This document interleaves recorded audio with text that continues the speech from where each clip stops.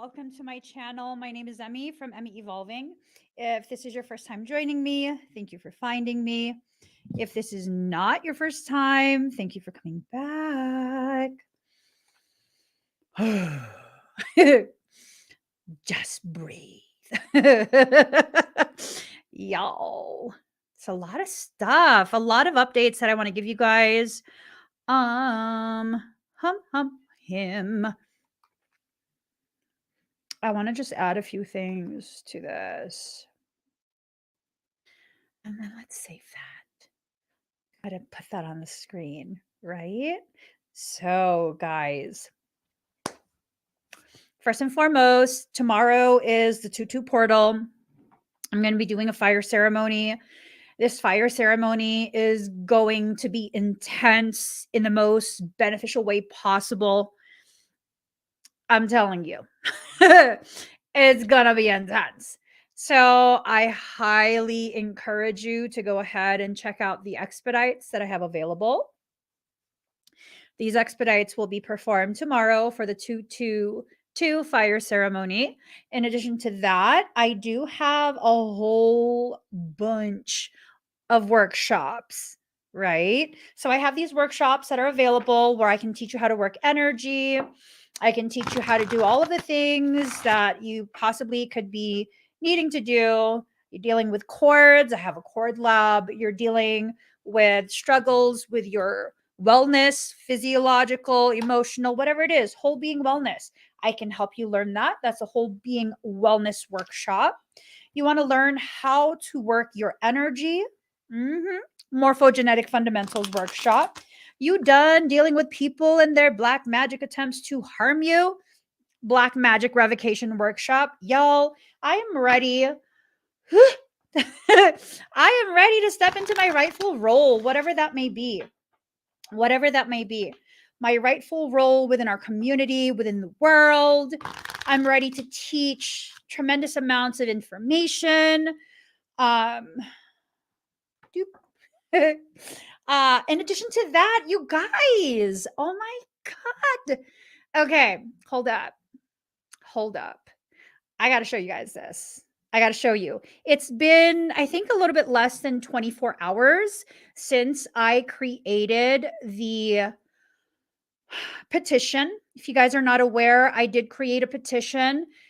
Your signature on there, if you sign the petition, it greatly helps me to really illustrate the type of need that our community has to ground the clown. Hashtag ground the clown. We're done. As a community, we are done with the BS.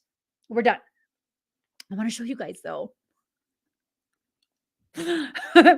So look, 223 signatures. Oh my God, look at this. It's not even 24 hours yet, or it might be 24 hours at this point. I'm not sure. 223 people. That tells me that we as a community, we as a species, we're done with the caca. No, no, you're not going to gaslight. Oh, 226.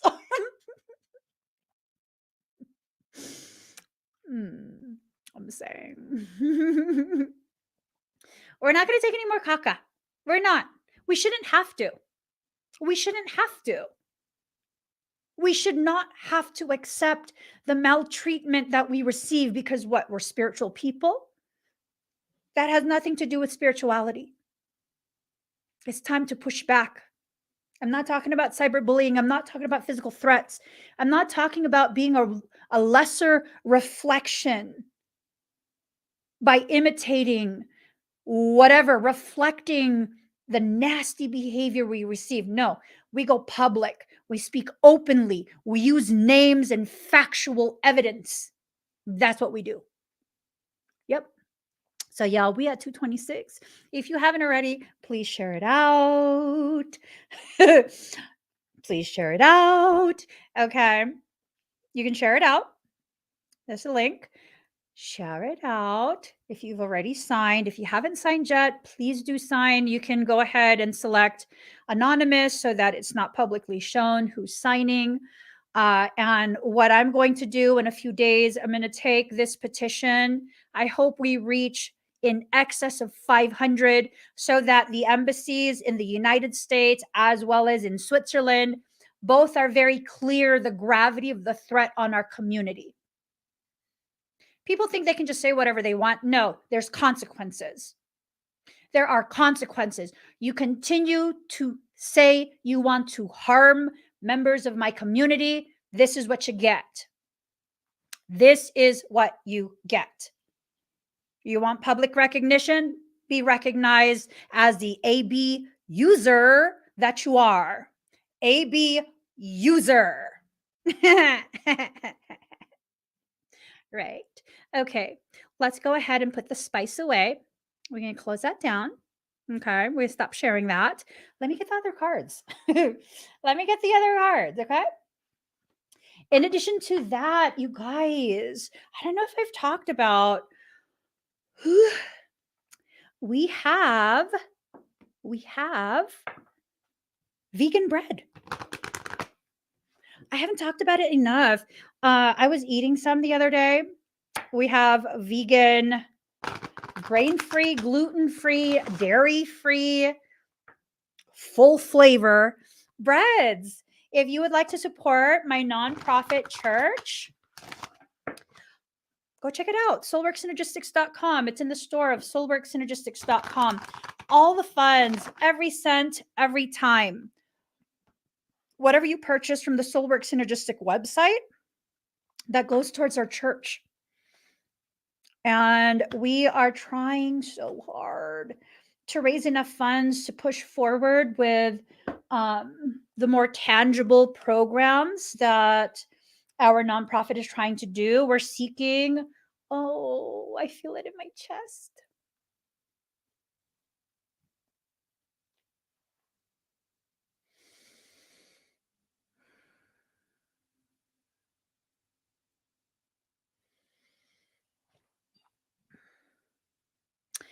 We're seeking to support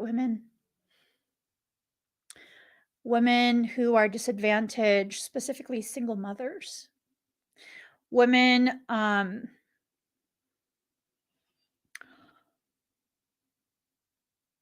who just need a little help, right?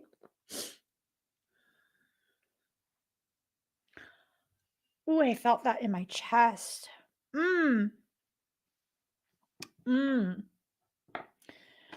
I feel the change coming. You guys, I came to a conclusion. I don't know if it was last night or this morning.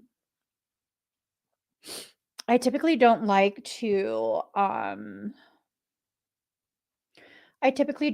like to share I know this is public, but still.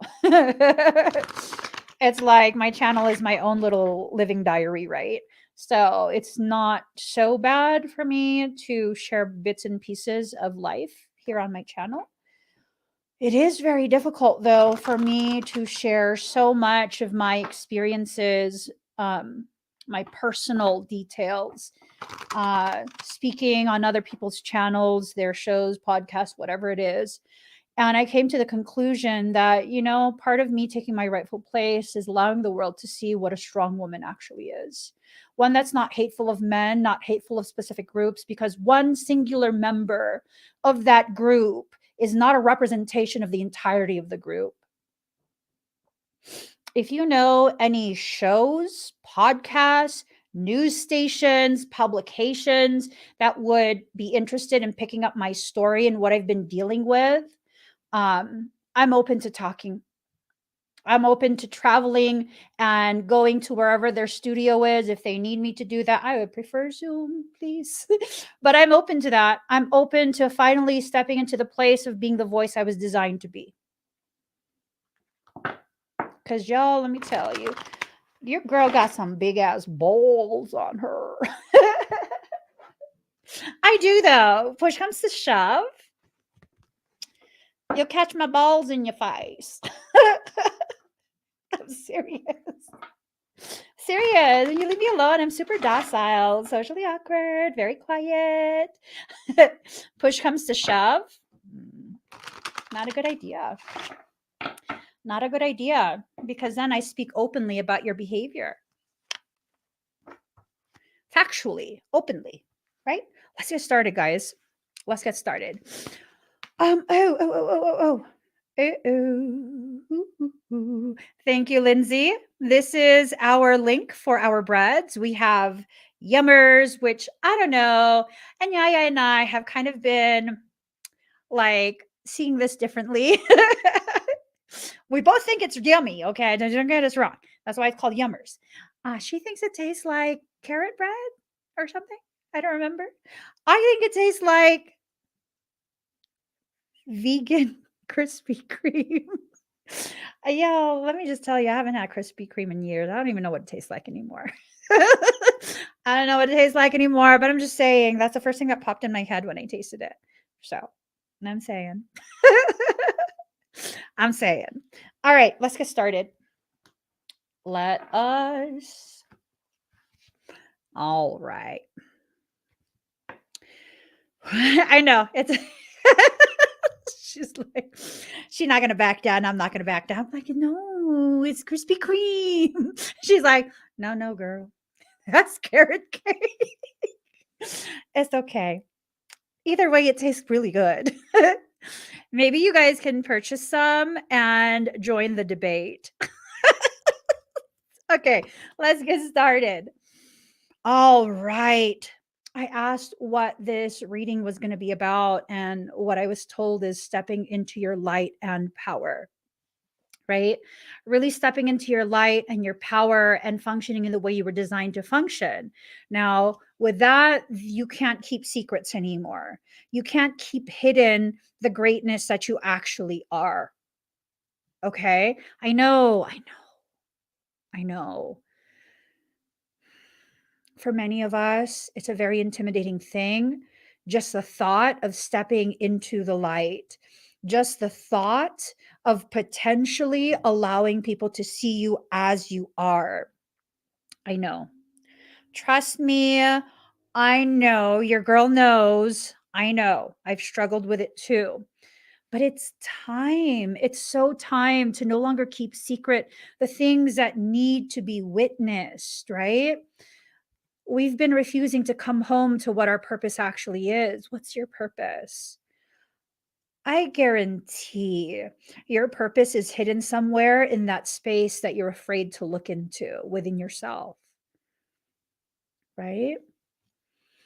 That space where you don't know who you are. You have an inkling of how powerful you are, but it's like difficult for you to not just quantify, but to also like exist within this space of allowing yourself to accept, to take in the reality of the gravity of you, right? And this is not just for women, it's not just for Pisceans. This is for all of us as a community. You know, part of the way we heal the matriarchal wounds is by seeing how the patriarchal wounds mirror that. We're all wounded in some way, but that doesn't mean we're broken. It doesn't mean we're flawed. It means we're unstoppable. That at some point in your life, right? That at some point in your life, something, someone, a circumstance, whatever it is, tried to break you and they failed. They failed. They failed. I mean, take that in. Let yourself hear that. Take it in. You're a wounded person. That means something tried to destroy you and they failed. Take that in. What does that mean to you? It means you're unstoppable. It means that without your consent, sometimes even with your consent, you're unstoppable. You are unstoppable. Accept it already.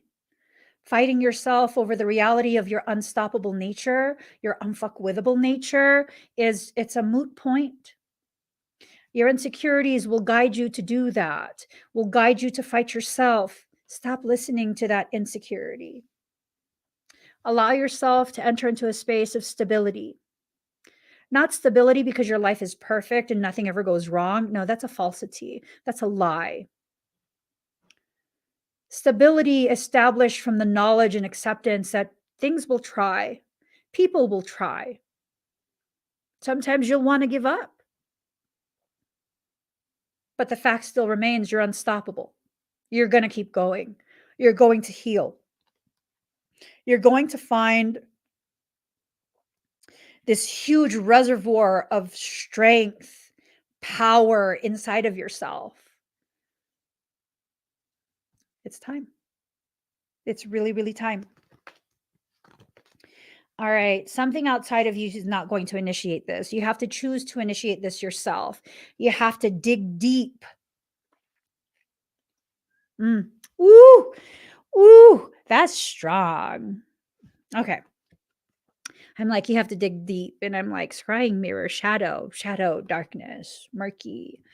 And then I'm shown this visual of me digging deep and accidentally releasing like this black sludge, right? It's sludge if you don't know what it is. But when you're aware of how that can be refined and harnessed, you understand you've hit a gold mine, because guess what? That's crude oil. When refined, it's the very fuel the world uses. That is what your shadow is. The crude oil that simply needs to be refined in order for you to be able to use it as a fuel for your rise. It's time for us as individuals and as a community to rise. The first part of rising up is standing up. Are you ready to stand? I know everyone that signed that petition is absolutely ready to stand. I know for a fact all who have signed that petition, they're not signing it because they feel sorry for me. No, I don't feel that at all. They're signing it because just like me, they are done dealing with the BS. The BS. No, we don't need to. We don't need to excuse away other people's toxicity. Every single time I've gone through a cycle like this, it's been this thing of like, at first, why me? God, what? I try so hard to be a good person. Why? I don't do anything to anyone. Right? That's where it starts. The question of why? What did I do?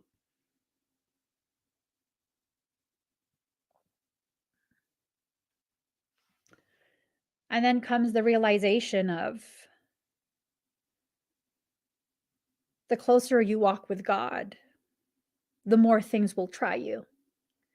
And they try you because they know you're unstoppable.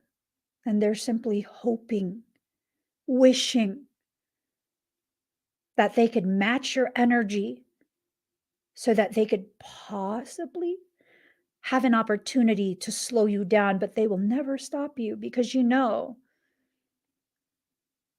what cosigns your journey, right? Your journey is contractual. You're contracted into it. You know what cosigns your journey? God.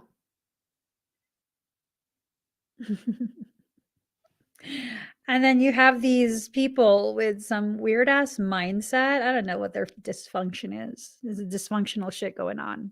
I know that for a fact.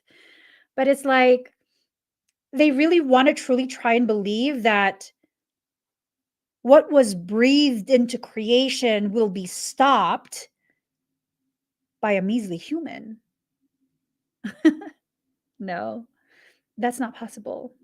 Impossible. That's not possible. That's not. No, it's not possible. And it's like things happen that cause us. Ooh, girl, don't cry.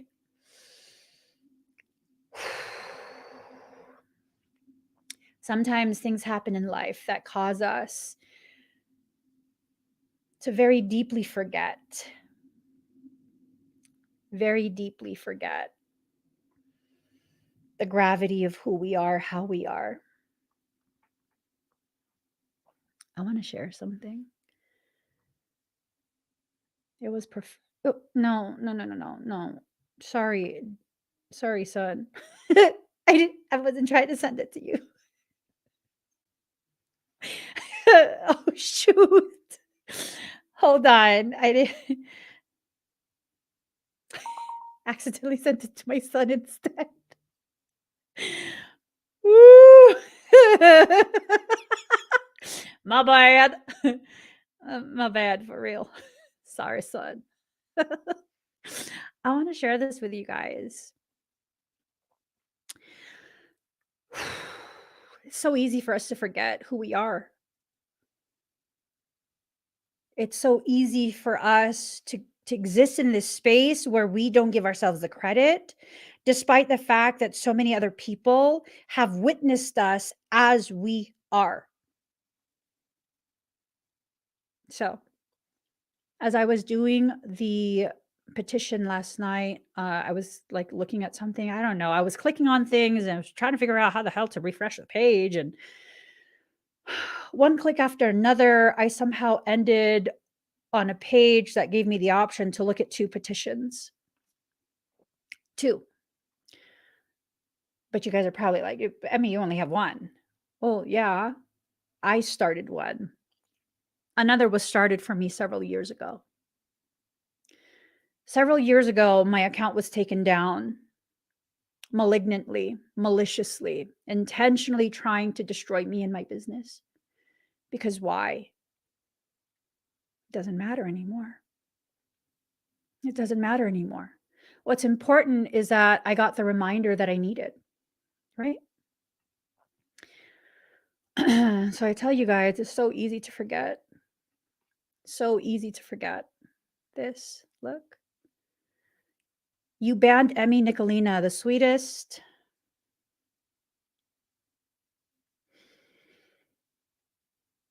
most loving and caring person.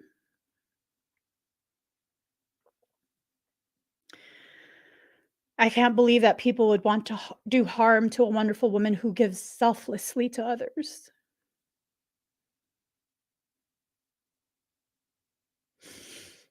Anyone who knows Emmy's heart knows her intentions.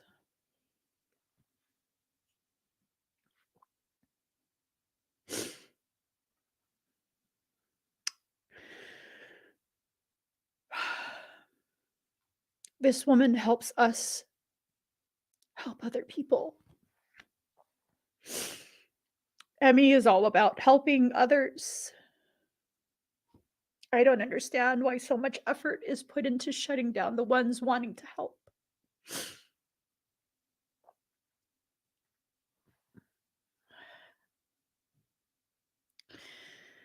She has unconditional love and support for everyone. She's an amazing person. She hasn't done anything wrong. All she does is help people.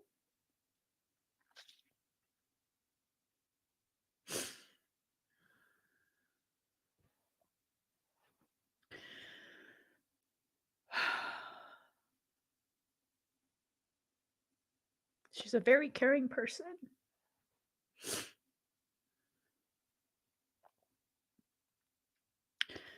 Emmy is an uplifting, loving, caring person. She brings laughter, unconditional love, and knowledge to share with everyone.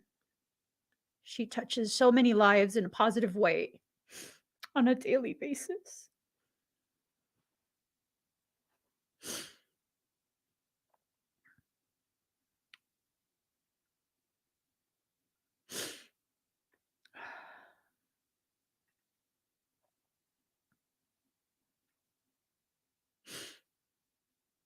She's making good work. Emmy is a lover. Her heart is golden. There's not any malice in her veins. Emmy is a giver of love, simple. She's helped so many who was vulnerable, desperate, and in need.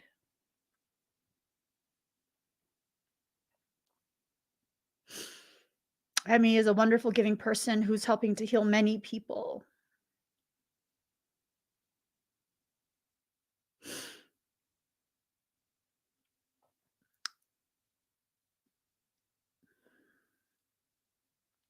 An in-depth spiritual warrior and has been fighting negative dark forces.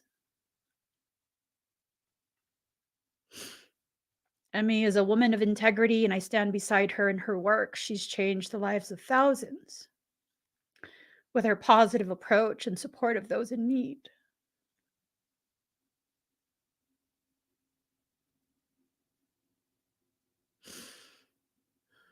It's just an endless amount.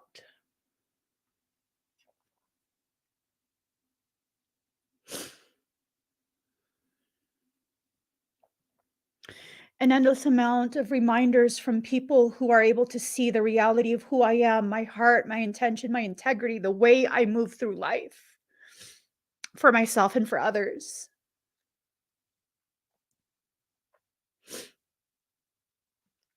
And the thing is this, I don't even see that as like me tooting my horn. I see that as a reminder like, remember who you are. Never lose sight of who you are.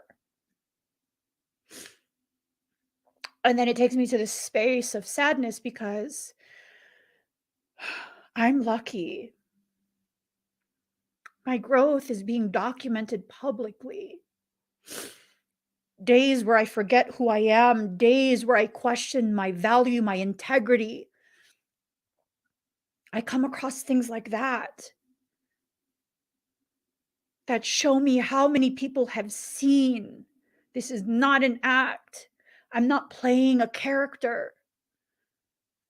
I exist with my heart laid bare for the world to see. But see, that's not what makes me sad. I get sad because I think so many of you don't have that benefit of having all the ups and downs of your life documented. How will you be reminded when you need it the most? What can I do to remind you? Because at some point you'll forget and you'll need someone to remind you. How can I do that for you? Because I don't want you to ever forget how far you've come, how much you've grown, the type of power you've allowed yourself to tap into.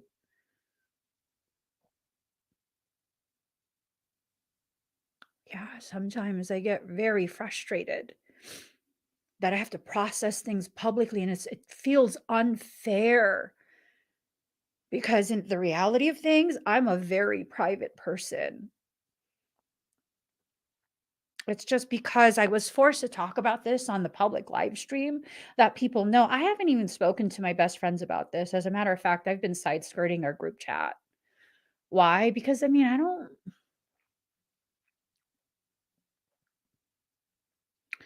they got to deal with their own stuff. They don't like,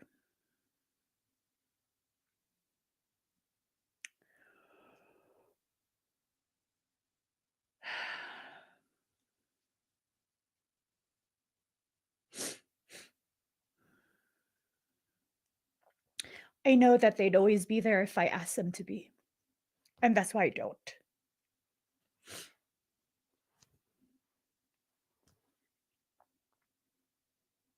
I don't want to be that friend, right? So I haven't even said anything outside of good morning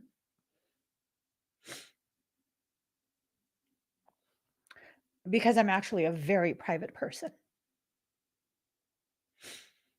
So regardless of how I feel about having to share things publicly, and it's not a rehearsed type thing, it's just like thrown on me like, hey, you gotta talk about some shit. But I don't want to. But you have to. But I don't want to. But you have to. Okay. And looking back, it's this thing of like being able to have tangible evidence of my growth, the shifts in the person I am, the person I was, the person I'm becoming, these shifts.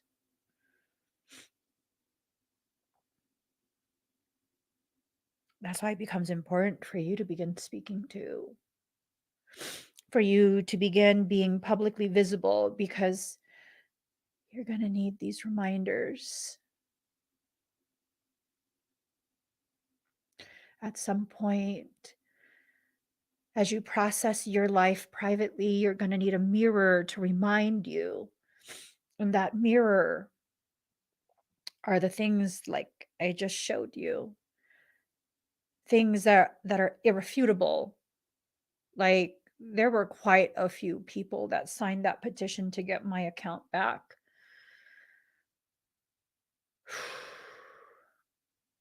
Quite a few people. Couple hundred. Quite a few comments. Quite a few. That's not even all the comments. It's not all the comments. I was just like, I can't bog down my phone memory because I have a whole bunch of kitty pictures to download. You know what I'm saying? It's like this thing of really allowing yourself to step into a space of prosperity. Sometimes prosperity comes in the form of you being able to see the amount of deficit, the type of lacking you've lived through, not only survived, but are thriving beyond, right?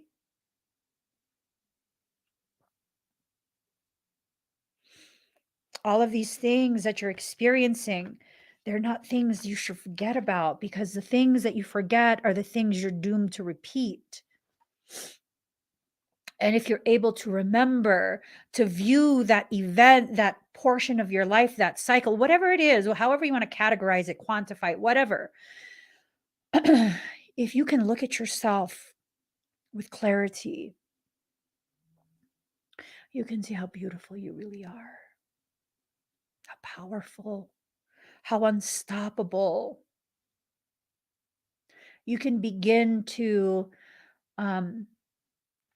enter into the process of the recognition of the gift that you are, not just to yourself, not just to your family and friends, but to the world at large.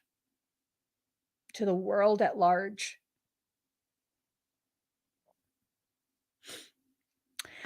Giraffe with wings, your comment on the Soul Sanctuary post, just, oh, girl. I was so touched by it that I felt so intense, and I was crying before I live streamed. That's why my eyebrows are so intense. I was just like really trying to just like stop with the emotions. And now look what my eyebrows look like. Yeah. What you wrote really touched me. It really, really touched me. And I meant every single letter of every single word when I said, when this fight is done, we will heal together. I know you're digging deep to find the courage to stand with me because you've been through so much, and you're taking a risk publicly standing with me like that. And I know you wrote you'd stand with me on that battlefield.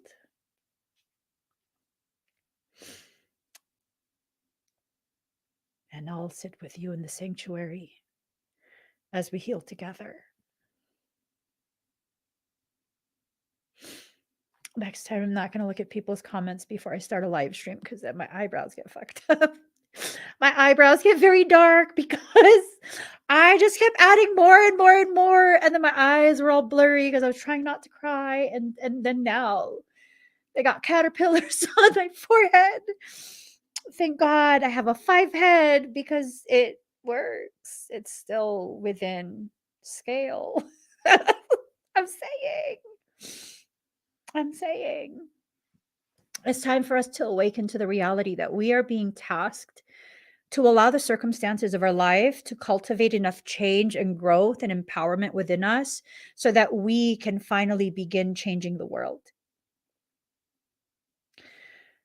The world is begging for change. It is begging us. Humanity is begging us to do what is necessary,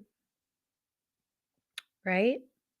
To do what we need to do to be able to be the people we are designed to be, and to really allow ourselves to step into the proper place, to be so powerfully seen, witnessed.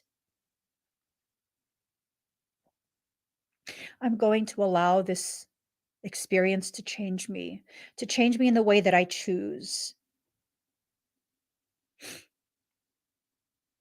I choose to be more powerful, more publicly witnessed. I choose to step into my birthright and destiny. That's what I choose. I choose to allow the changes that need to occur within me, because these are the changes that will dissolve the blockages that have prevented me from tapping into these reserves of personal divine power that are necessary for me to serve the purpose I was designed by God to fulfill.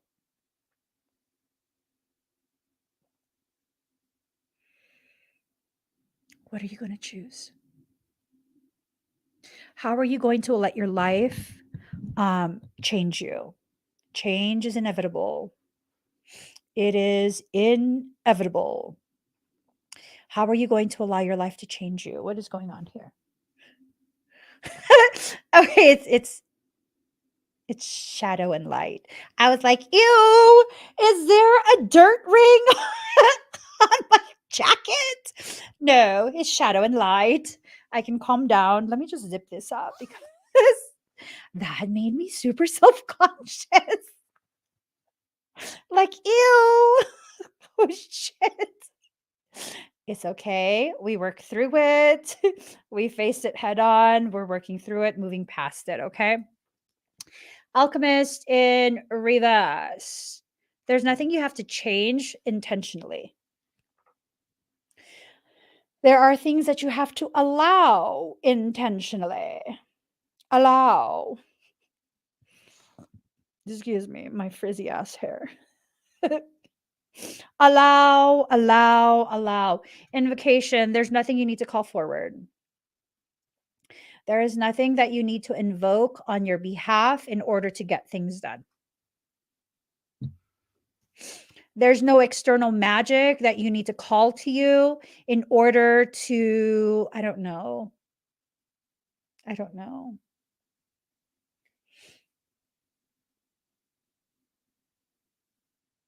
Who is that? I just heard someone like, but I don't know that I know the voice. It was a question of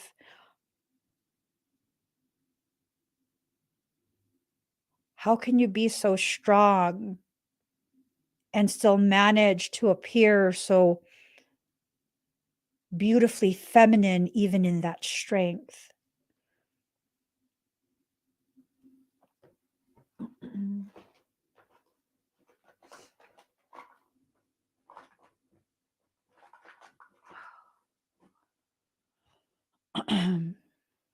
So the question of how.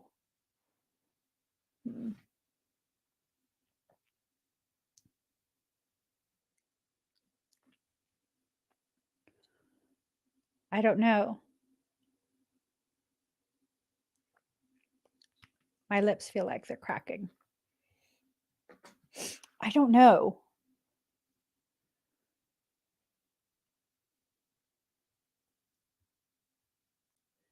Michael says to form a complete thought. I don't know how to answer that because this is just who I am. I don't know how to be anything other than what you witness me being day in and day out. I I don't know. And Michael says maybe you don't know because you fail to see yourself in the way you really are. Because although I haven't yet stepped into my full light and full power, the glow of my sacred flame is visible to all who are willing to see. I don't know how to be anything else.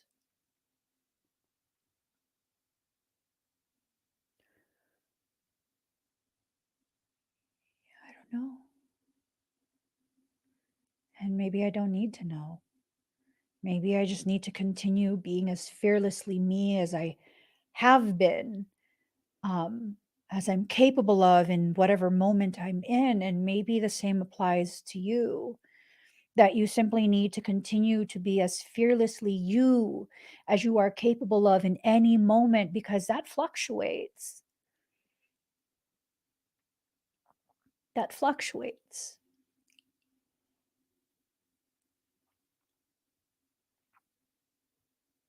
But even if that fluctuates, people will continue to be able to see with clarity the gravity of you, even if you're blind to it, immune to the knowledge of who you are, how you are, why you are, where you are, when you are. Because maybe those 5 W's, the who, what, when, where, how, yeah, maybe you don't need the answers to those. Maybe the seeking of the answer to any of those questions is a fool's task.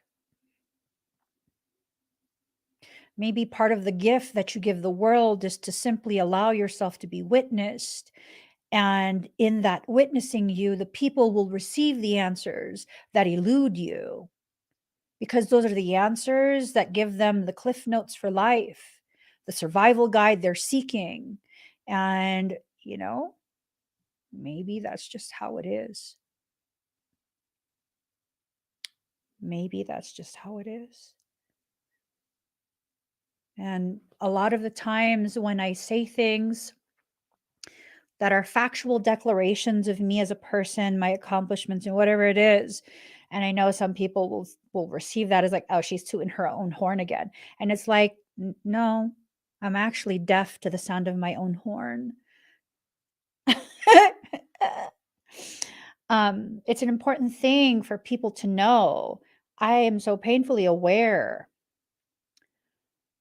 of components of the capacity of my purpose. And part of that is to be heard saying the things about myself that you are afraid to say about yourself. I could sit here and be like, yeah, I'm a self-taught professor of quantum chaotic sciences, started my own academy, and I don't base it off of anything except my knowledge. That I have the capacity and have used that capacity to hybridize a program that takes in so many different fields of practice and unifies it synergistically into a quantum chaotic science. That I am a forerunner, trailblazer, life changer. But you asked me about myself, I'm like, I'm a stay-at-home mom. It's just what I am. I'm a stay-at-home mom. And I say all those things, and it's like it's just in out in one ear, out the other. It's almost like I'm not even saying that. Like there's this dissociation. Like, hey, Emmy, sit down. Soul needs to speak using your mouth. Wah, wah, wah, wah, wah. Emmy, get up. You're up. I'm not even joking. Everything that I just said about professors, what I don't know, fucking know what I said. I teach. That you ask me, I teach. I teach a weekly thing, a certification thing, and I stay home with my kids. It's not even an act. I have no idea what the fuck I said earlier. I don't. I don't. But for me to be able to say that and just say it as fact, because it is a fact. I'm assuming there are those of you who need to hear that so you can quantify your proper place within your life.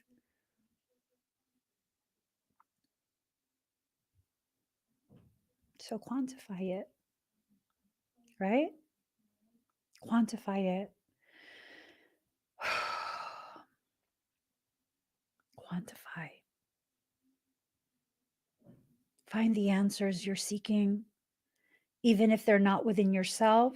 Find the reflection of that answer inside you, outside of you, when you witness other people.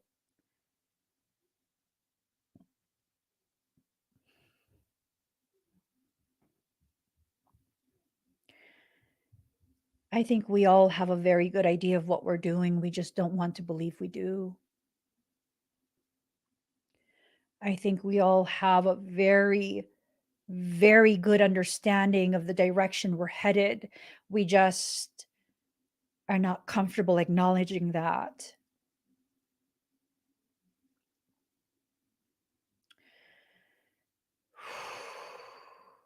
I know that there are going to be a lot of different things that will happen for me this year. I don't know what they are.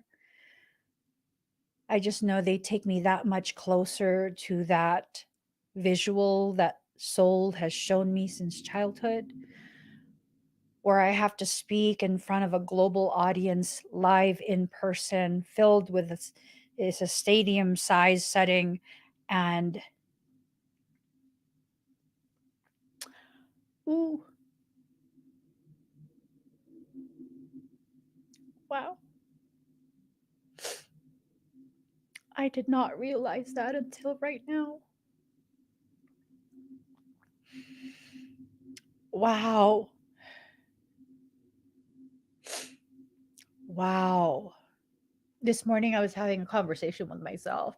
There's this adorable girl at the gym. She's like teensy, teensy tiny, but ripped as fuck. And she's always there when I work out. And I can't say that I'm intimidated by her, but I don't want to bother her in her workout. She's very intense in her workout. She clearly knows what she's doing. And sometimes she'll look over at me and I'm just so fucking socially awkward and I just look away like like I wasn't looking. Like it's hard for me to get out of my space and be like, "Hi."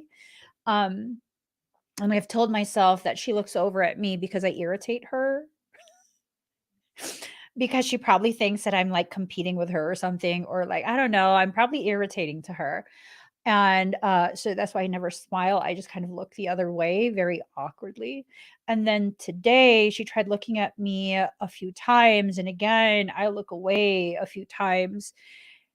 And my husband had texted me because he's at the gym with me, asking me if I saw this guy who was doing hip thrusts like crazy intense. And I was like, no, I was working out. I didn't see anything. And he's like, you wouldn't be able to miss it if you looked. And we're just like, my husband is making me crack up. He's a Gemini. Geminis talk shit, and he's really good at talking shit. So I'm cracking up at the gym. And this girl kind of makes it a point to walk past me to get weights that she could have got from any other machine, except she chose to get it from the one right in front of me.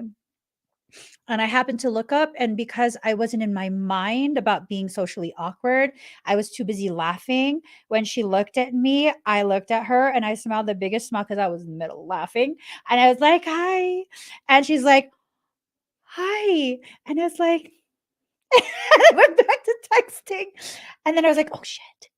I hope she didn't think I was like being weird with her. But then I was still cracking up because my husband was telling me about this guy. And because of that, I was thinking to myself, like, God, I'm so fucking socially awkward. I gotta fix that. I gotta fix that, you know? And it's this thing of like,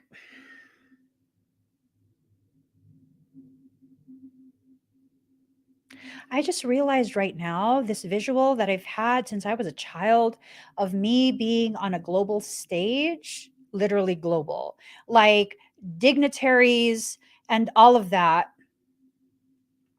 Please report this account, you guys, the I Love You Winkers.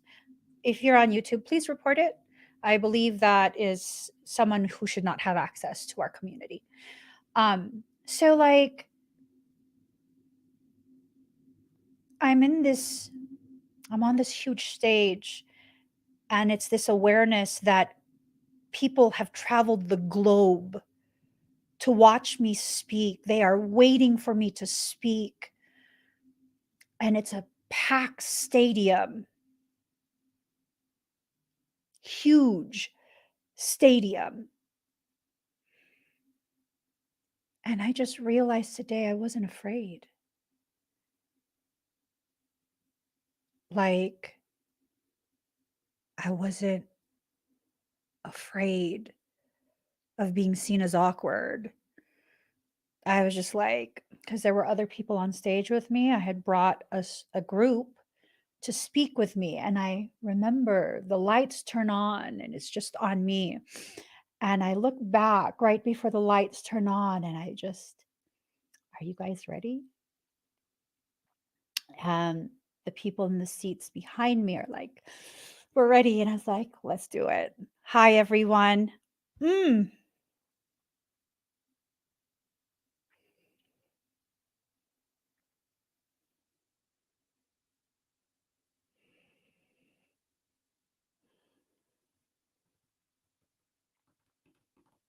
don't know how long. I don't know how long it will take me to get there.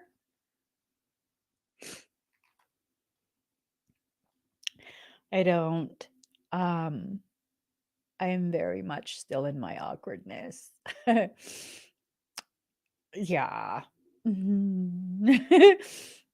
I have this one new friend, and she's like, I don't know, hour or so away. And she's been trying to get me to go to lunch with her for like a year. And I helped her with a business thing not long ago. I helped her. And it was kind of like she's like, now I have to take you to lunch. You have to let me. And I've been trying to work up the courage for, I want to say, like 3 months to say yes to lunch. And she was even like, I will go to your house. You don't even have to leave your house. You can wear pajamas. And I was like, I smiled at 2 people at the gym today. I'm working on the courage to see you in person. I've met her in person already. Like, I don't know what the hell that's about. But to say I'm socially awkward, that is not an overstatement. It's not. So now it's this thing of opening myself to the knowledge that everything I'm going through right now and will be going through until I'm on that stage, wherever that is, whenever that is, why ever that is, um, everything that I go through from this point forward is taking me to a space where I'm on a stage unafraid, with the knowledge that people have traveled the world just to listen to me speak.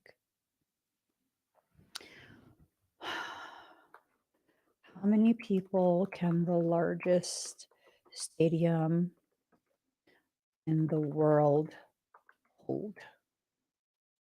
Oh, that's a lot of people.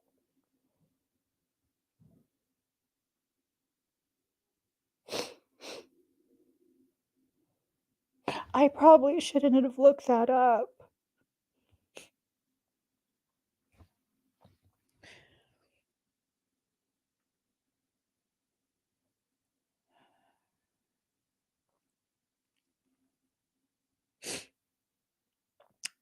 That's a lot of people.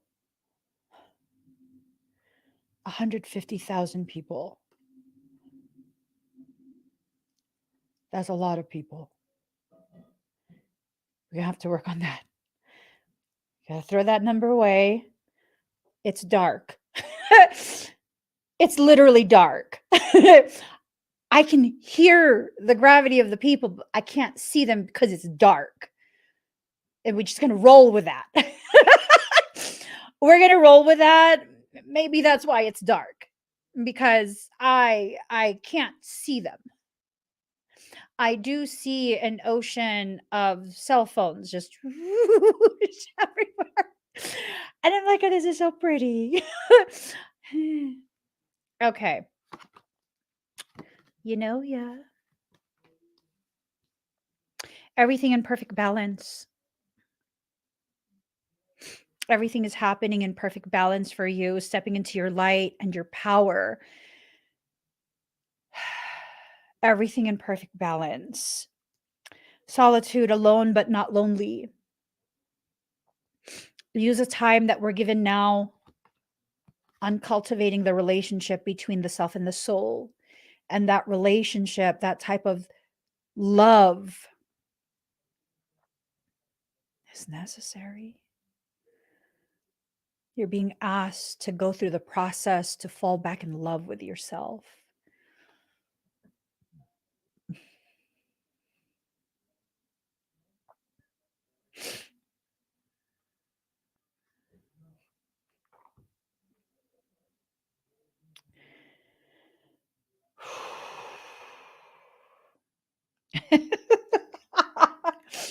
Okay. It says, let's go. New offers are on. Your big game ready. And then the next notification under that, pick, click, feel better, all from the comfort of your home. Oh my gosh. So basically, soul is speaking. Soul is speaking and letting you know you won't be brought out of that space of comfort until you are ready to be brought out of that space of comfort. But you will be ever so lovingly nudged to the boundaries every single time. And every time you take one step beyond that comfort zone, you are in the process of actively expanding yourself. Woo! Let love grow. Let love grow. Let it grow. Let it ooze out of you. Let chance play its creative role in your life. Take a chance on yourself. Take a chance on the things you need to take a chance on. Like, let it happen. Let it happen for yourself. Let yourself let yourself experience for the first time, quite possibly in your entire life, what it feels like to be loved by you. Because I'm pretty sure that many people know exactly what it feels like to be loved by you, and the gravity of that type of love, the gravity of the type of support, encouragement, empowerment that you give so freely, so willingly. When was the last time you felt that for you, though? From you, for you. Oof. When was the last time? Was there ever a time?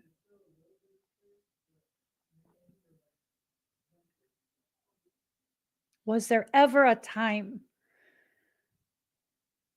where you did for yourself what you do for those who need, for those who feel broken, those who are hurting, those who have a need that hasn't been fulfilled, those who feel alone, those who feel disempowered, disadvantaged? When have you ever allowed yourself to be part of the group you so generously love on? And let's be real here. Most of you are empaths that are very similar to me. Let's be real here. You would do this for a complete stranger just because you saw a need. Let's be real here.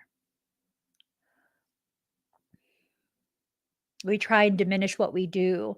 We try and tell ourselves, "Oh, it's just it was a dear friend." Lies. You do this for complete strangers. You do it for complete strangers because that's how you love. Completely, wholeheartedly, without any requirements for the person to have known you for X amount of time, to earn your love, none of that. None of that exists. You're just like, "But there was a need, and I was there, so I did." That's not a bad thing. Doing that is not a bad thing. The bad thing is that you don't give yourself credit for the things that you do. You know, for as long as I've been publicly visible, I would say 99% of the things that I do for others, I don't ever bring up in live streams. The things that you guys have seen me do to try and raise money for others, um, that's maybe 1% of what I do. And I used to tell myself it's because, I don't want to be seen as one of those people who does things just to clout chase. Like, I don't want the people I help to be feeling like I help them because I want to showcase their story to increase my viewership. I felt like if I'm going to help you, it's between me and you. It's my own little thing that I feel good about, that I don't want to share with others, and that it's enough for only me and you to know. But is it enough?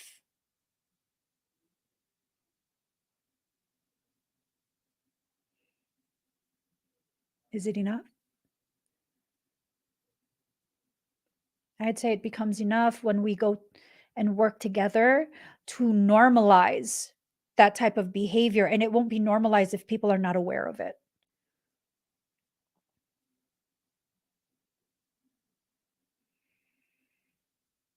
You guys have seen me in the process of being more myself, unapologetically so, just being me. I will cuss a motherfucker out if they need to be cussed out. I will cry with you and bleed with you if you need someone to sit there. I will lift you up and carry you my damn self if you can't get up. And, you know, letting people see the reality of the full spectrum of me, I mean, it hasn't been a bad thing. In fact, if we really take a good hard look at it, it's been a powerful thing, because if it wasn't a powerful thing to witness me in my most authentic state all the time, why would I be shadow banned? And yeah, I've been heavily shadow banned on YouTube for a couple of years now. Why would I be shadow banned despite the analytics that I can reach? Y'all, I got to toot my team's horn. Hold up. Hold up. I got to toot my team's horn. Y'all don't even be knowing. Look at this shit. Hold up. Hold on. This is just one post, okay? My social media team, my team all together is the shit. I swear. Hold up. Hold your phone. Hold your phone. I'm going to show you something. I'm going to show you something. Something. I gotta show you something. I got to my team's horn because damn, I'm saying. Hold on. I don't know what I did, but here, days, all photos. There you go. All right. This one and this one. I'll share with you. I share with you. Okay. There we go. Ba-da-da-da. Ba-da-da-da. Ba-da-da-da-da-da-da. Ba-da-da. Y'all, let me just show y'all some of this. I'm telling you. Ooh, ooh, ooh. This is for one post.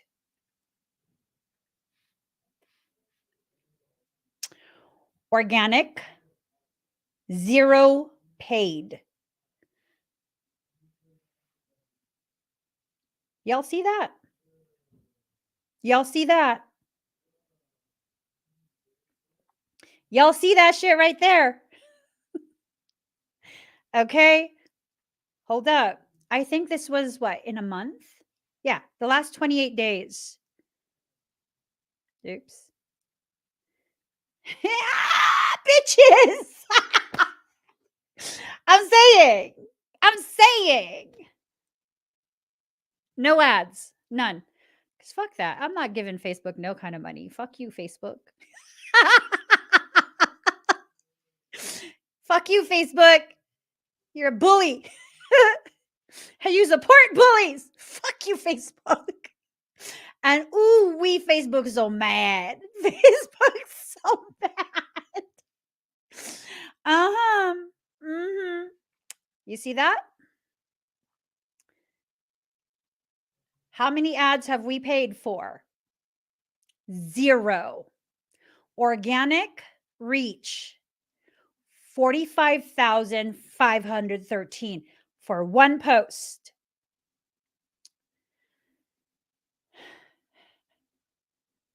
I tell you, my team is badass. Badass. That's why they tried to kick me off of Facebook.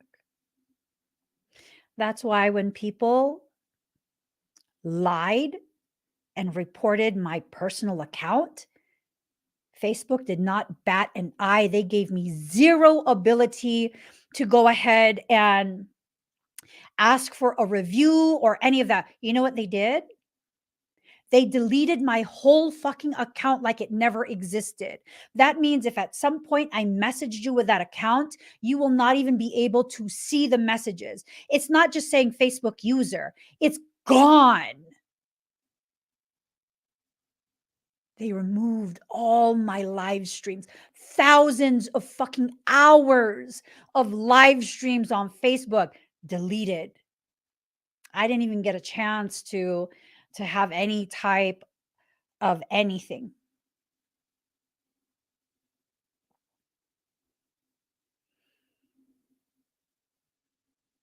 They want you to be hidden. You're a reflection of me. They want you to be hidden. They don't want you to experience the witnessing of your mirror. I am a mirror of you. I am an external projection of your internal power. You are witnessing your capacity when you watch me. They don't like me on social media. I don't give a fuck. I don't. I don't. I don't. Even on TikTok? Yeah, the first time I went live, they shut down my live stream. Why? Because they had a clear understanding of what we can do to fuck up that analytic. I love it. I love it. Yeah. It's time that we use our ability to be witnessed by others in a way that they cannot distort or shut up. People be wanting to like tear me down, shut me down. I don't give a fuck what you bitches want. I don't give a fuck. I'm going to keep being visible. And y'all, when you see my quotes on my business, share it out. Share it. You don't even have to share the page. You can download that image and share it out. I don't care if you share it, with a share button or download it and post it as a new post. That's our truth in black and white. A truth that if someone reads that, it could be the very thing that completely changes their life. Share it out. Share it all out. Feel loved and proud. Feel loved and feel proud. Proud of what you are building for yourself, what we are building as a community, and you as a member of that community. Like, y'all, the reality is this. It may say Emmy evolving, but Emmy evolving is not about a person. It's about a community. It's about experiencing being home for the first time in your life.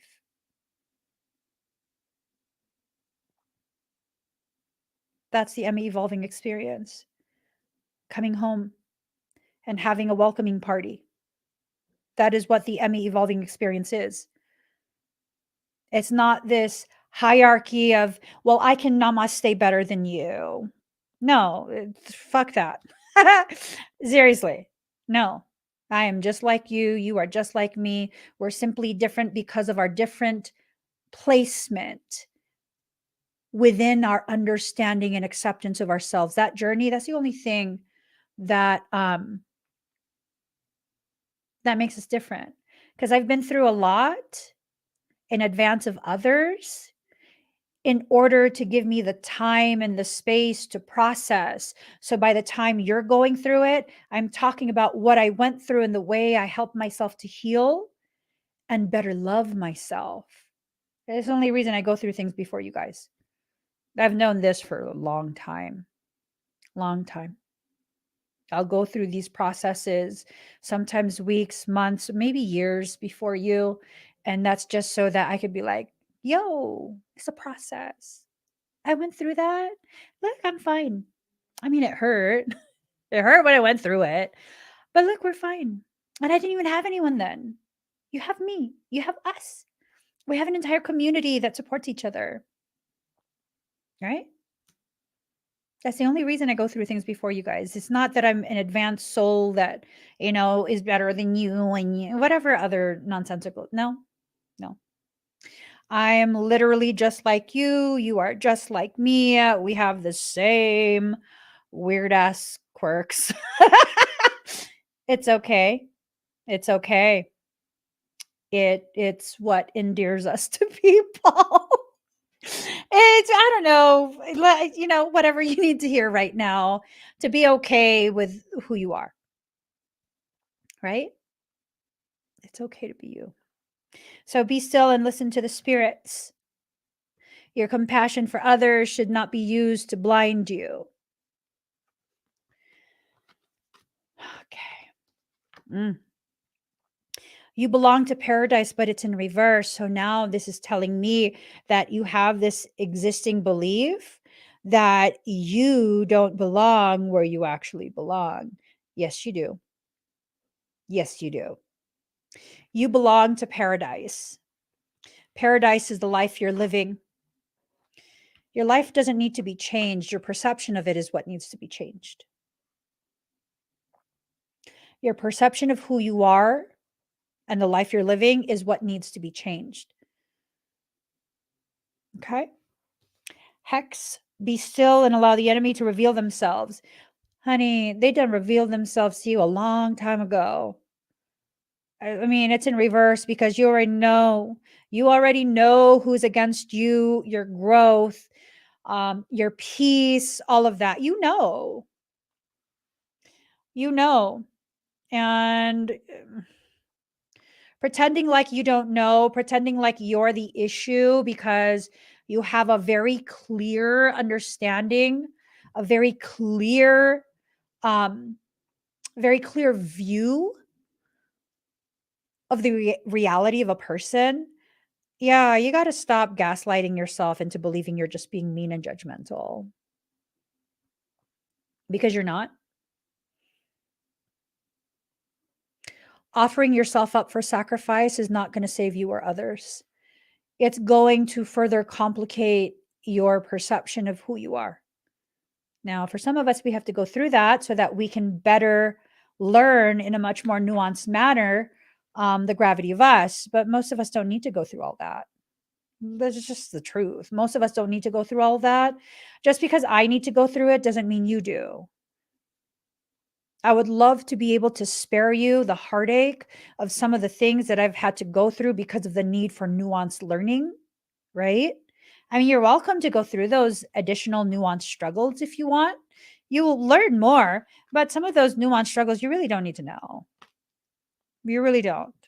There's no cookie cutter approach to the way you're supposed to grow, because Your purpose was custom created, and you were custom designed to fulfill that creative position. Emotions. So, for many of us, we're going to be feeling a lot of emotions. These emotions are the very things that are going to take you into this space of elevated, very, very elevated acceptance, understanding, and surrender to what your current purpose is. You have layers and levels of your purpose. There's different components to that purpose. And so people think like you have one singular purpose. No, no. That's like me as a female. I have one singular identity as a female. No, I am a mother. I am a wife. I am a sister. I am a daughter. I'm a cousin. I'm a niece. Um, I'm a friend. I'm a community member. I'm a teacher. I'm a guide. I'm a leader. I'm a guardian. I'm a protector. I'm a community mother. All these different things. Those are all valid. Those are all valid identities. Those are all valid. Okay. So, new chapter in reverse. You can't skip chapters. You have to finish this one off. You're going through something very pronounced, something very intense. This is a chapter that you're going to have to finish out, because it's at the end of this chapter that you begin to really clarify and understand, and then look forward to how the next chapter will unfold, right? It's like building the suspense. Surrender. Surrender to the process that you're in. Don't surrender to someone else. No, your soul will never ask you to surrender to someone else. I don't know if it's the multiple lifetimes in feudal Japan, but I live by the code of Bushido. Bushido. Oh my gosh, was that like inappropriate? I just distinctly remember that's how I used to say it. Bushido. Yeah, no, I'm serious. I thought they were dreams, and they're not. They're memories. They're memories.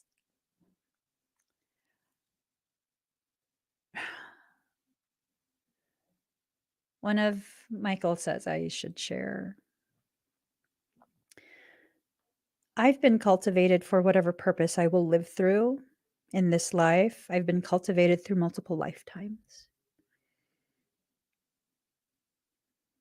Case in point, I have very distinct memories. One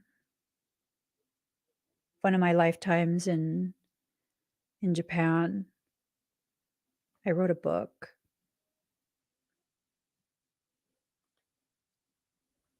I remember the title of my book.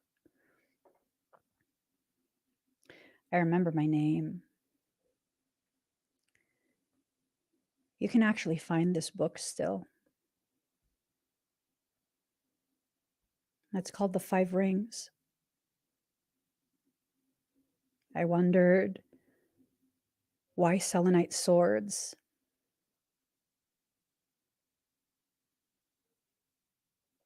And I had these memories of smelting metal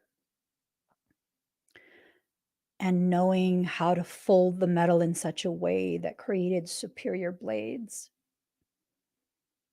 And it was my art and expression of my controlled rage that could be used as a tool to defend or destroy. Bushido decides.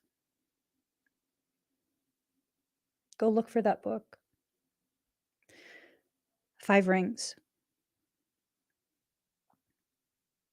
Read it and let me know if it's things that I haven't read it all the way. I bought the book maybe like a month or two ago. I saw it on clearance somewhere. And I was like, I really should read this book. I don't know what I wrote. I read one page and I freaked myself out because the page that the book opened to was literally the logic that I've had my entire life, even in childhood. Find that book. I'm sure you can find a free copy somewhere online. It's a very old book. Very, very old. But when you live your life using the tenets of Bushido, that doesn't go out of style. It doesn't become irrelevant. It's the way of the peaceful warrior. A peaceful warrior is not an incompetent one. It's not an incapable one. It's one that has cultivated their skill to the degree that they can choose to live in peace, knowing whatever comes across my path, I can either defend or destroy, but that will be determined by Bushido. Yes, Otaku. By Musashi. Yes. Okay, Mother Earth in reverse. There are portions of your life that will be very deeply rooted in your human existence. And then there will be portions of your life that will not. And I think the cycle that you're in right now is addressing the portions of your life that are not associated with the human identity. Your soul's purpose is associated with your soul's identity, not with the human identity. That's like when people try and apply spiritual concepts to human things, human circumstance, human connections, like the twin flame thing. Yes, a twin flame is a real phenomena. A twin ray is a real phenomena. But the moment you begin to try and filter that through the lens, the sieve of human perception, you're going to lose the entirety of the gravity of what it is. Right? Unconditional love in reverse. You got to start loving yourself unconditionally. Even when you mess up, especially when you mess up. You need love the most when you think you don't deserve it. Ooh.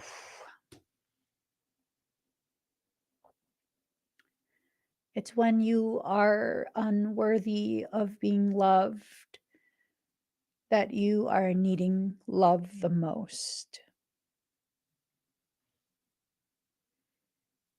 But instead, we hide ourselves away. We hide ourselves away. We shame ourselves. We shut ourselves down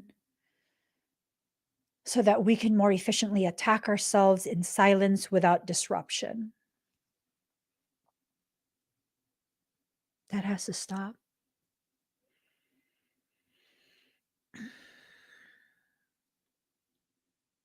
Mirrored souls in reverse. This ties in to what your purpose is, but it's not the totality of your purpose. It's a modality by which you will achieve what that purpose is. It has nothing to do with romance. It has everything to do with reciprocity, reciprocal reflection, right? Being able to see in another that is a perfect complementary reflection of you so that you can identify where your strengths are. Communication in reverse. So, two layers of meaning for that card. For some, it means that the communication needs to be reestablished. For others, it means that this will occur even without communication. That soul will find a way to reestablish whatever energetic something that needs to be reestablished so that the continuation of the learning and the service can be allowed. Compassion. Sometimes the most compassionate thing you can do is to focus on your growth. Okay. When you allow yourself to focus on your growth, you allow yourself to actually grow. It's like in the gym, that mind muscle connection, right? Where you allow your mind to focus on the muscle that you're working and you will experience pronounced, accelerated muscle development, mind muscle connection. Did you know? And I I had a medical professional with, I think she had like 15 years of experience as a physical therapist. She witnessed me doing this with my mother. Now, my mother was for her physical therapy. God, I love my mom so much. For her physical therapy, she was very rage driven. She hated physical therapy because it was very uncomfortable. It was painful for her. But when I would stimulate her in the right way, like her left leg, they thought that it was paralyzed by the stroke. And I was like, no, when she had her stroke before I left, that leg was fully functional. So it was lack of use. There was a disconnect and nerve damage. And so for weeks, I would do physical therapy with her, daily. And then her physical therapist would come on a certain day of the week to check our progress. Well, when it's just me and her, she don't want to do it. She's totally cussing me out and I'm laughing the whole time, which is making her furious. And so when it came time, I would always leave that leg for last, her left leg, which she couldn't move. She couldn't move her toes, nothing. And I would leave it for last because by the time we're working on that leg, oh, she's livid with me. And so I would hold her leg up, bent at the knee, and I would put her foot on my chest. And she would consistently say, like, I'm going to kick you in the face. Totally not nice. And I was like, yeah, do it. And she would I said, you know what? You got to focus on that leg moving. Go ahead. I'll let you kick me in the face. I'll let you. Go ahead. Do it. Do it. And she would focus so hardcore on the leg moving so she could kick me in the face. She was like so frustrated at that point. So, and I would be laughing too. I would say it's serious. And then after a few minutes, I'd be laughing like, see? And so that would make her more mad. We'd do that for like 5-10 minutes and then she'd be exhausted and wouldn't be angry anymore. She's just too tired. And so that's my cue to stop antagonizing her. And then one day her physical therapist came. She's assessing my mom. She lifts the blanket. She's looking at her legs, checking for muscle tone. And she looks at me and she's like, what have you been doing? And I was like, what do you mean? She's like, her muscle tone is returning to that leg, her paralyzed leg. And I was like, well, yeah, because we've been doing a lot of work, mind muscle connection, things like that. We've been doing a lot of the PT exercises you told us to do. And she tells my mom to think of the leg. And my mom looks at me and she's so pissed off, right? Because she's thinking about all week I've been tormenting her with like, do it, kick me in the face, kick me in the face. And her face is all scrunchy. She's looking at me. And then the physical therapist was like, did you see that? And I was like, no, I was looking at my mom and I'm kind of half laughing. She's like, her muscle twitched. And I was like, oh, for that leg? And she goes, yes. And I was like, do it again, mom. And her physical therapist asked her what she was thinking of. And so my mom says, kicking my daughter in the face. Physical therapist looked at me. I was like, it's an inside joke. I've been pissing her off doing physical therapy. And so that's her reward. I'll let her kick me in the face if she moves her leg. And the physical therapist was like, regardless of the emotion, that focused intention was rebuilding the nerve connection. She was growing new nerve endings. For like 2-3 years, she was told by doctors, her leg is paralyzed. It's lost. That's it. Her leg is paralyzed. And in that one session, her physical therapist was like, her leg is viable.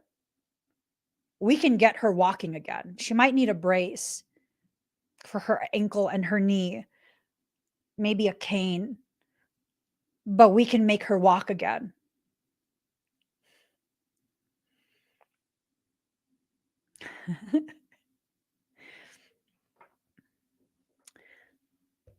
You got to do what you got to do. You got to let whatever emotions you need to feel, you got to let yourself feel it. My mom was an amazing woman. Amazing woman.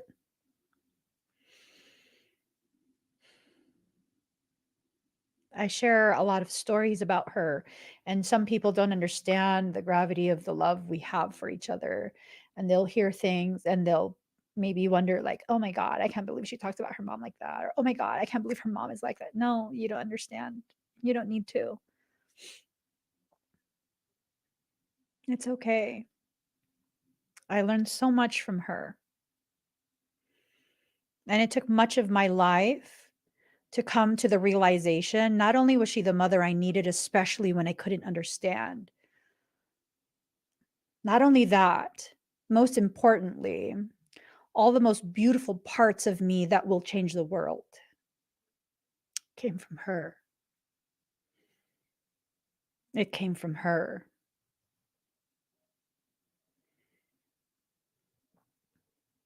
And that's not to say that my father didn't contribute to the person that I am. All the parts of me that are capable of fucking shit up in defense of myself, in defense of the people who need to be defended. My ability to make war and win. Now that comes from him. Serves a purpose when it needs to. You can't be all or nothing. If you are a lower, lesser reflection of God, then you must exist in the all, the nothing, and the spaces in between. You must be a totality. Take time out. Come to terms with who you are, how you are, where you would like to be, where you currently are, the things that keep you stuck in the spaces you don't want to be in, just really getting to know yourself again.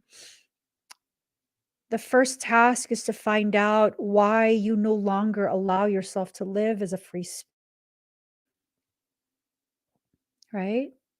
You no longer allow yourself to live with the freedom that you were given by Creator itself. You got to stop that. You got to let yourself do whatever it is you do, right?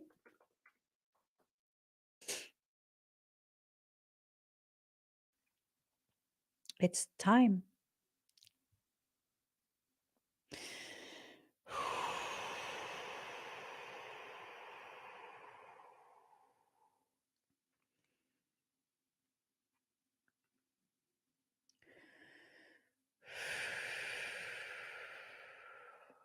All right.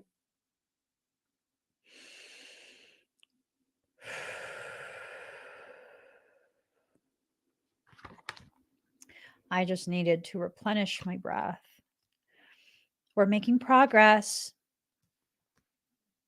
We're making progress, okay?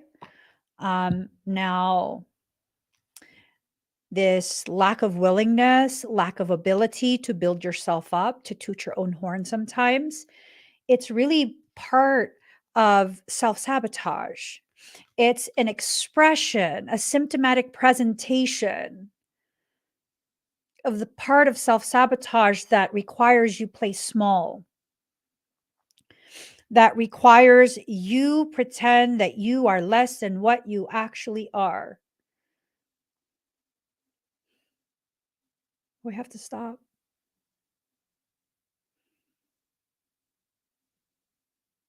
We have to. Michael says to introduce myself. Like, are you serious? Are you serious?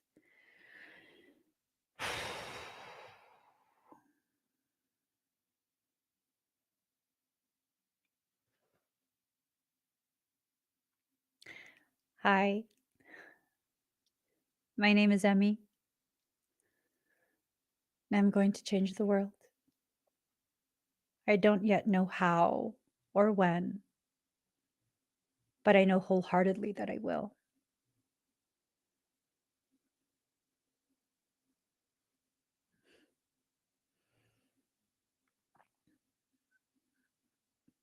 I hope that's enough. I don't know. I hope that's enough. I don't know the ways in which I'll do it. I don't know when I will do it. I just know that before this life is done, I will have given birth to change. Not just personal change, global.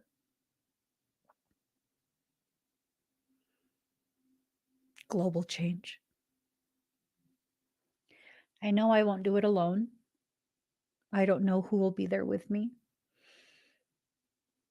But I know everything that needs to happen in order to bring that to fruition will happen. Some of it will build me up, some of it will internally break me down, all of it will be necessary, and I accept the challenge. Michael says, challenge. I accept the invitation. Well, because it's a challenge for me to talk to people. You know, I'm socially awkward. You were there when I was made. Couldn't you have sprinkled a little bit more social skills? Jesus, Mary, and Joseph. Act like you know me, Michaela. Act like you know me.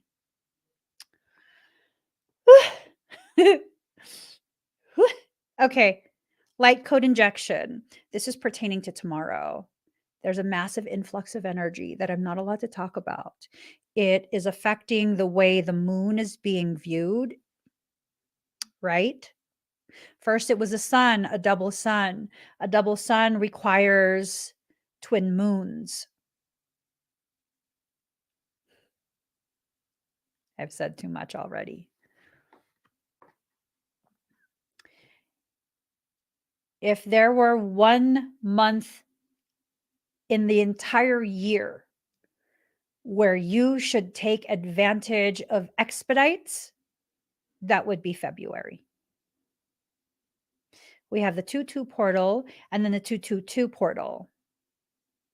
In the year 2023, a year of completion, 2 plus 0 plus 2 plus 3 is 7. In addition to that, 2 is a number of guidance to the point of origination. What's the point of origination? 23, Regulus 23, the heart of Michael, the heart of the lion. The heart of the lion is the heart that creates change. 2 plus 3 is 5, 5 being the number of change. This month, this year, can change the entire trajectory of your entire life. Your entire life.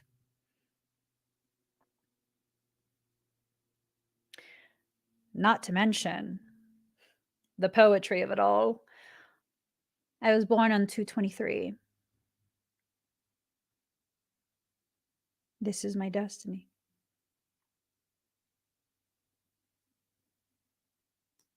Two 2379. Completing the cycles of humanity in order to deliver us back to divinity.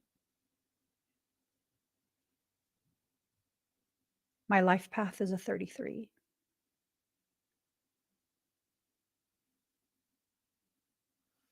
This is my destiny.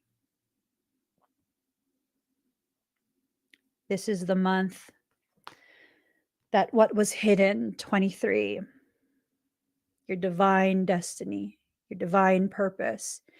It will be presented to you if you allow it to be. If you don't, parasitic.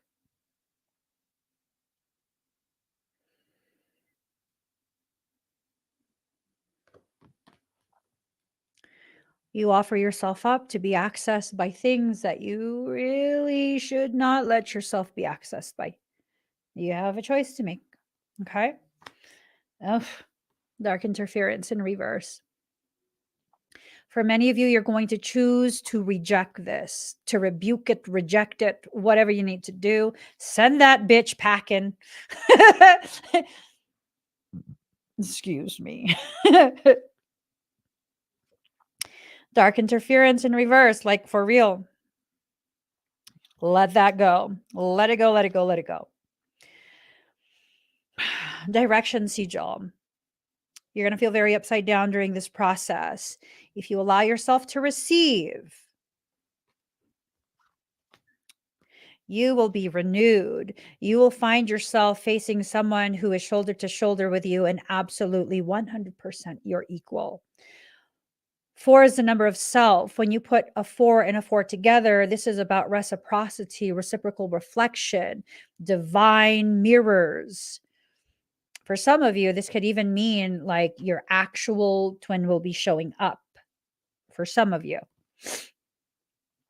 4 plus 4 is 8, that convergence, that coming together for all of infinity, coming together, drifting apart, coming together, drifting apart, coming together, drifting apart, that beautiful melodic space of creation. It's a beautiful heart song being created and heard by the ears of soul. When you allow yourself to hear it with your human ears as well, the ability to interfere with your process of reclamation of you, your destiny, and your power to achieve that destiny is negated. That interference, negated. They're both negated. They're both negated. Yeah. But this is something you have to choose.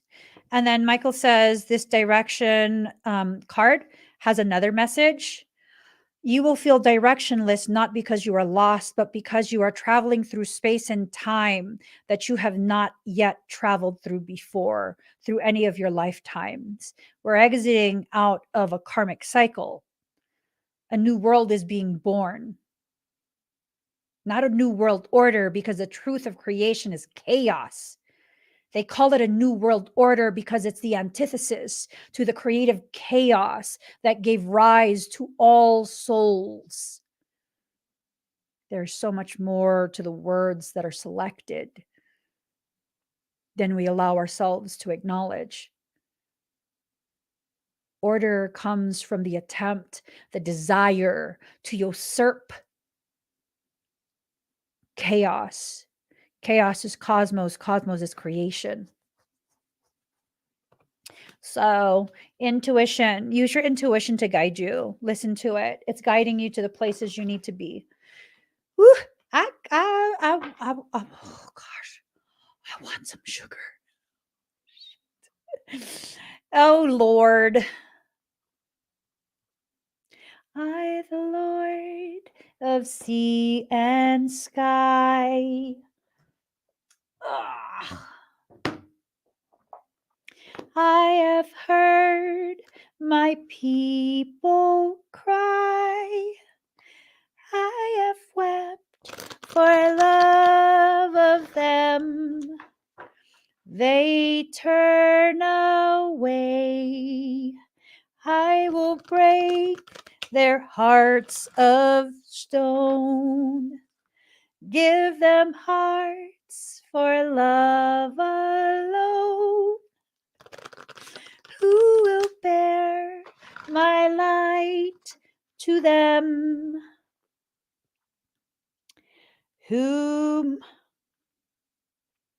Why did I look down? Whom shall I send? Here I am, Lord. Is it I, Lord? Is it me? Oh my God. It's me. Shit. It literally is me. Okay, so everything I was just saying, card number 11, this realization of the first steps of the journey that are needing to take place, right? Sacred convergence. And then we have number 33, which is my life path. You who show the way. Woo! So it's us. It's us. We're entering into a space of convergence so that we can retrieve the totality of the perception needed to show everyone the way. Not because we're superior and more loved, but because we're made in a way that gives us the capacity and capability to serve in that way. Right? Is it I, Lord? I have heard you calling in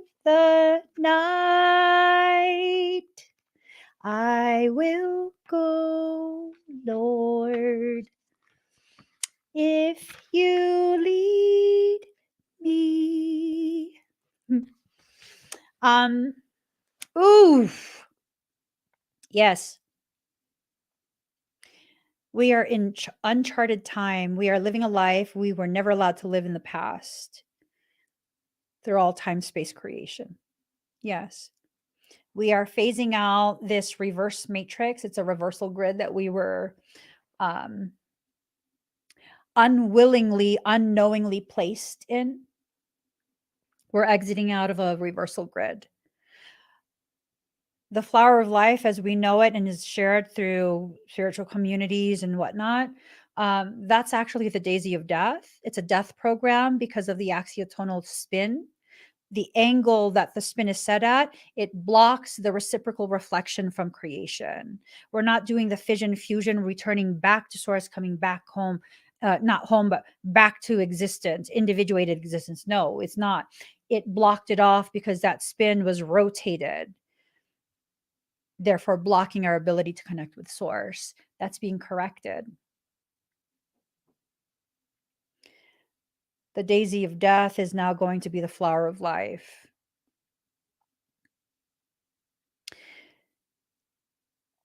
That daisy of death, it's a visual triggering of your genetics to surrender to the tampering that was allowed very long time ago. We are all Melchizedek, every single last one of us, except maybe Clownery the Clown. I don't think Mm-mm. Mikey, are we claiming that one? No? Good. We not claiming that one. That one's not Melchizedek. That one is the smegma. The smegma from the penis of Satan. We're like, what's up, smegma? Let me stop. Let me not even. Anyways, sacred convergence. Roaming about town, the master was holding a light, saying, I am weary of the demons and the beasts.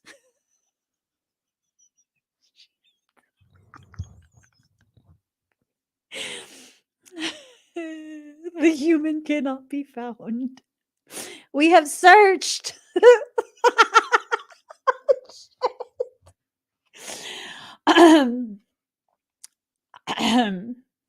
Where can I run from your love? If I climb to the heavens, you are there. If I sail past the sunset or swim beyond the sea, still I'd find you there. Yahweh, I know you are near. God is watching. I'm going to behave. God is watching. Okay. The human cannot be found. We have searched. What cannot be found is what I'm longing for. Although poor and needy, I will not accept small pieces of ruby. The mine of the finest rubies is what I'm longing for. One hand holding a cup of wine and the other the curls of the beloved. A dance like this in the middle of a circle is what I am longing for. How I have longed for you, my very own. Look no further for the family beyond your family, the relationship beyond all other relationships, the great love that unveils all other loves to be mere reflections of the one great and true love is here for you now. It is I who has sought you through the stirrings of your own heart. Yes, 'twas I, hidden beneath every secret, yearning for something more, something full, something special, something all-encompassing. Behind every yearning, always I have hidden. Now I show myself to you, that you may become so filled with the same passionate devotion that I hold for you, that your mind will fall away, overwhelmed by the sheer intensity of love, tossed into an ocean of silent, unending bliss. Come to me. We are to be one now. in sacred convergence of silent, eternal passion. Sacred convergence indicates a coming together of souls in alignment with a greater cause. This greater cause is both personal and impersonal. There is an aspect of joining together for common purpose, although that purpose may not be immediately obvious at a level of day to day consciousness. That common soul purpose may be to lift each other into greater love and self belief, to shed fear and open the heart, filling each individual soul with more holy fire for its personal, passionate purpose. You'll have a sense when this process is happening. There will be a coming together of you with like minded souls who hail from all walks of life. I mean, this is what's happening now.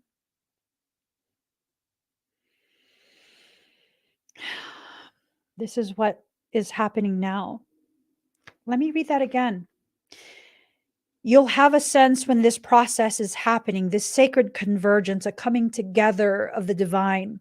There will be a coming together of you with like minded souls who hail from all walks of life, and yet together, through some invisible genius, you will help each other.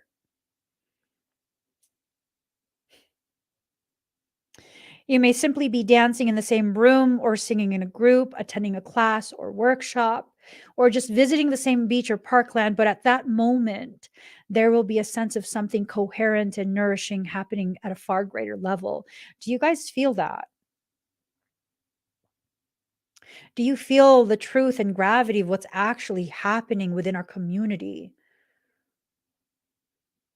That the ugliness that we've been forced to discuss and face over the past, I don't know how many days, um that's really just the impetus for what it is we're about to do.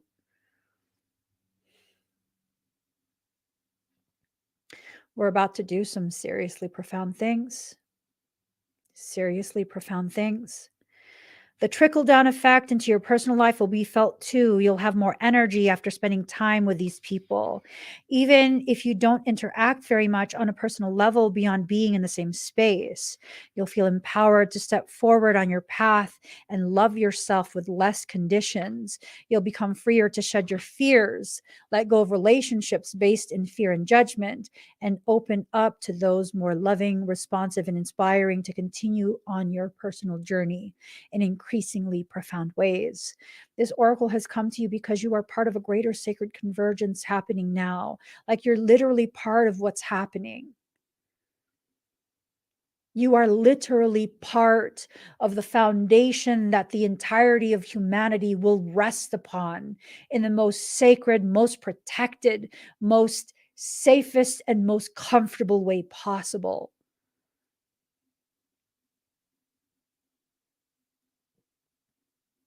This is what you're here for.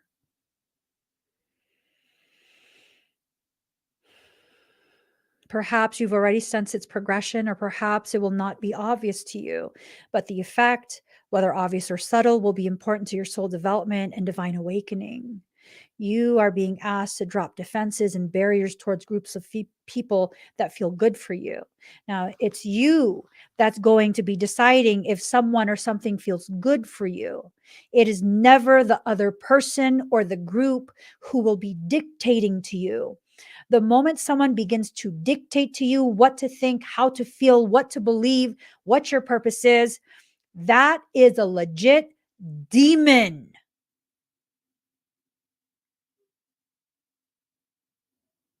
That is a demon. You look them in the eyes and you say, I rebuke you, son of Satan.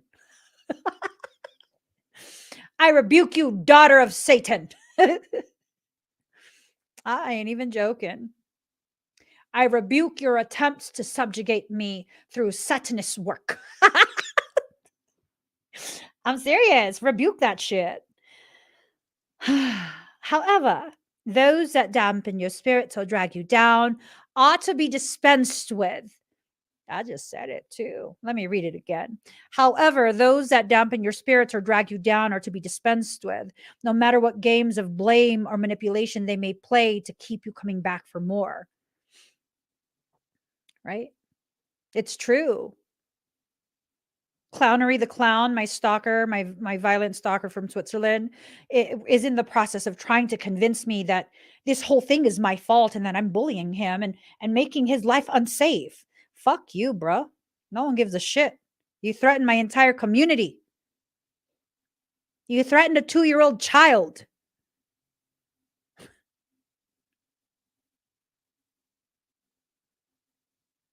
You're not going to convince me of nothing. I rebuke you, demon. My community rebukes you, demon. Maybe this is a good time for us to hashtag rebuke. Hashtag rebuke. If there are things that you need to rebuke in your life, people, influences, whatever it is, hashtag rebuke. I rebuke clownery the clown. I found an image. I'll share it with you guys. I found an image that I'd like to use. It's like so appropriate. You know what I'm saying? Look. I mean, it does not fit.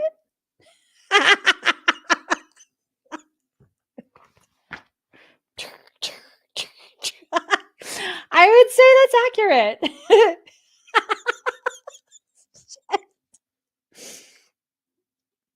We're going to name that monkey Clownery the Clown.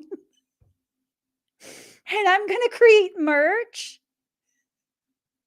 as part of my fundraising for the legal fund. She says, oh, but monkeys are cute. Not this one. Okay. I mean, aside from,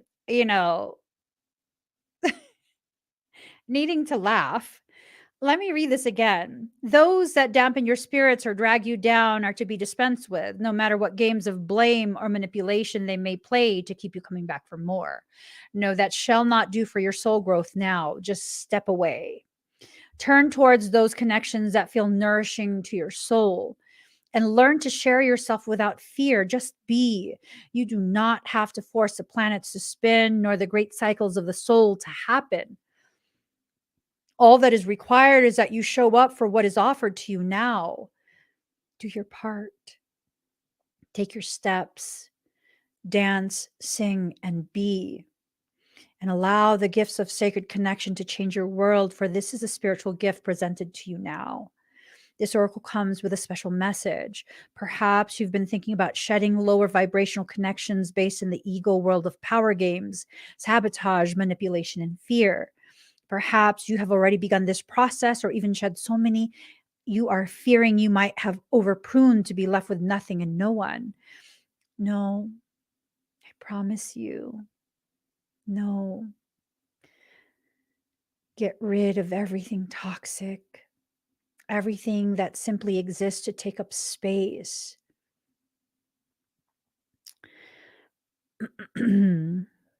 Do not fear, feisty angel of love. Your truth is prevailing. You cannot stay in a vibration of fear if you want to dwell in a vibration of love. While you learn to sustain that vibration within you until it cannot be rattled by any crisis or demand, you are wise to place yourself in more nourishing connections. You are the most vulnerable when you level up. For a period, because the level up is new, you will not know what your baseline is. It will no longer be what it was before the level up, and it won't be anything you're accustomed to because it's so brand new. You are at the most vulnerable during that time. And it's during that time you must go out of your way to protect yourself and your growth. Okay? Don't let yourself be in the presence of those who will challenge this new belief that is arising from deep within you. If you want a plant to grow, why not give it the best soil and conditions in which to do so? Certainly, the plant of love can and will grow in the most inhospitable conditions, but it can be rather more joyful to grow in gentler, more nourishing conditions if possible. This oracle comes to you with guidance that the possibility for more joyful relationships and growth of love within is within your power. You can choose each day, each moment Just make a choice. Trust yourself, your discernment, and your intuition and choose. You do not owe anyone anything. Repeat this law of karma. You only owe love the chance to grow. So let that be your guiding principle now as you release the old and trust that even if your garden of relationship becomes sparse for a while, you have been cutting back unhealthy plants to allow for a new life to flourish. It's only a matter of timing for the season of new life and growth to come again, and so it shall, bringing with it sacred convergence of souls on the path of love, your soul tribe, your soul family, your new tribe of those journeying upon the path of love. I love that. I love that. I love that. I love that a lot.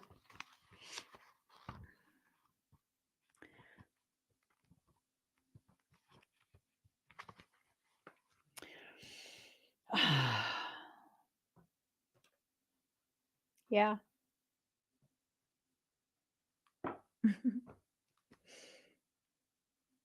I love that. Card number 33, you who show the way. The logical mind runs away from drowning. Lovers accept drowning in the sea as their destiny. The logical mind finds consolation in reaching a level of comfort in life. Lovers are focused beyond their own comfort.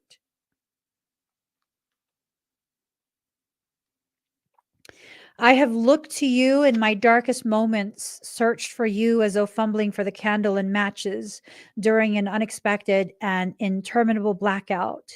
I am the ship at sea, seeking you as my guiding light. Nay, I am the sea, rising up to the horizon because I yearn to be closer to you. Then, oh, to my greatest relief, you rise like a phoenix from the ocean, casting hallowed golden light all around you. This great blazing angel of holy fire, in a sweet instant, my soul rests in your presence. The sea becomes calm, the darkness abates, your light reveals truth, and through your living presence, I know my true self again. I am what you are. That sentence right there, I am what you are, not I am you. I am what you are, not I am you, not you are me. I am what you are. You are what I am. We come from the same source, but have our individuated identity. Even when it appears I'm returning after being lost in darkness, as though I could ever be extinguished, I am divine light, a living sun. Even in your unquenchable passion for service to humanity, to the world that offers you so much, there is a time when your most powerful offering is actually and most simply that of your presence. You show the way. You who inspire through how you choose to live and be. You who sometimes think yourself to be invisible. You who consider yourself to be of no particular or exceptional worth. Yes, you. You who through your choice to live your truth, reveal my face, demonstrate my love, embody my presence, heal my beloveds, and love my creations. This oracle comes to you with a special message. You are an inspiration. You are helping those around you, and even many of whom you are unaware. You are doing this because this is your path. This is your way. This is your gift to live a life dedicated to the growth of consciousness, and through that dedication, inspire others to receive the loving consciousness of the great beloved that can benefit them so greatly, no matter what their situation or circumstance. You are not doing this through any effort or will. You are doing this because this is your nature, your being, your way. Just as the sun breaks through darkness with its own light, shining light with its presence by simply being, so too does your inner sun, your soul. You don't have to understand this or do anything with the information given, although you may find it of comfort or even be shocked by it pleasantly, perhaps. It's just an acknowledgement of who and what you are, given freely because you are ready to receive such an acknowledgement. You are also being gifted through this oracle with a sign, a portent. This oracle is an omen, an issue too difficult for you to understand, no matter how hard you've been working on it, is about to be resolved. You have no need to hold on to it or become more worthy of that resolution. It's going to happen according to the grace of the great beloved, and your job is to allow it to happen, to simply bear witness to that resolution, even if you have no idea what is going on in the process. You may find that while you're letting go, the resolution happens without you being aware of it until after the fact.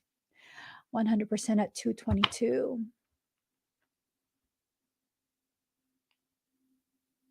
222:46. It's time for you to receive. 4 is the number of self, 6 is the number of receiving. 646. Receiving yourself in order to receive more deeply, more profoundly. 16:7, completion, entering into a space of completion. The hardships you've been facing, if you're ready to receive and allow yourself to receive, in order for more of you and your truth to come back and be witnessed, the resolution is being given already. You will receive it without even knowing you've received it.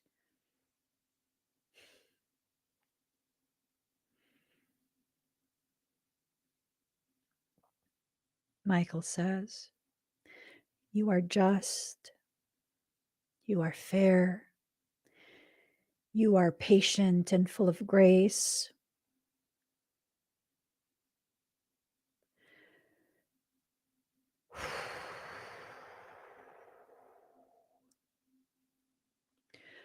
The resolution you ask for will be granted.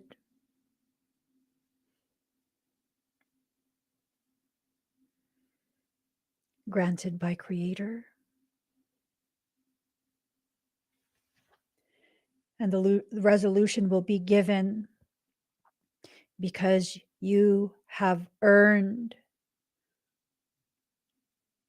the witnessing of the gravity of the love you have cultivated.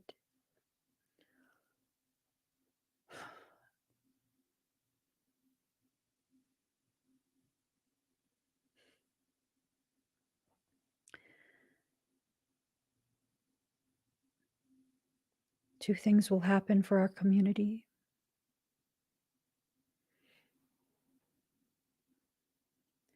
Some way, somehow,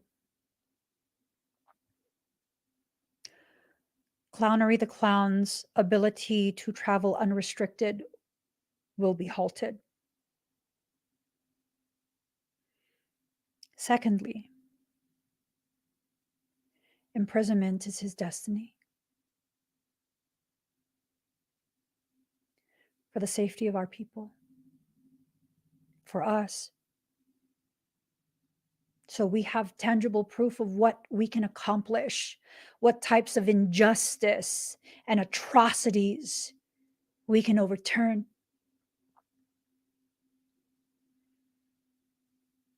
How much proof do we need to accept how powerful we are as a community? And when these two things come to fruition very soon, will you have the proof you need to understand the gravity of your power and your presence within this community? Will that understanding be enough for us to continue to make it a point to undo even more injustice?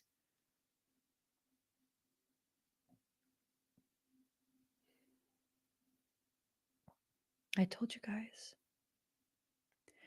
This is merely the impetus to change the world. And the world will change by the hands of our community.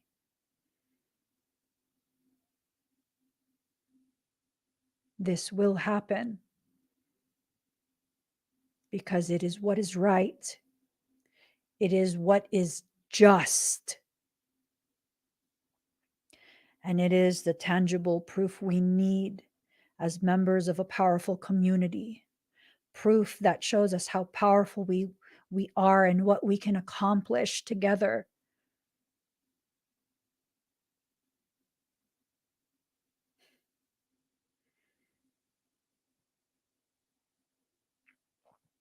Do you feel that energy?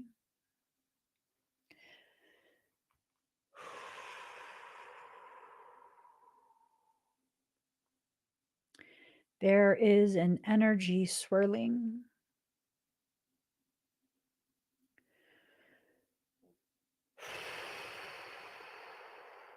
It's a profound swirling.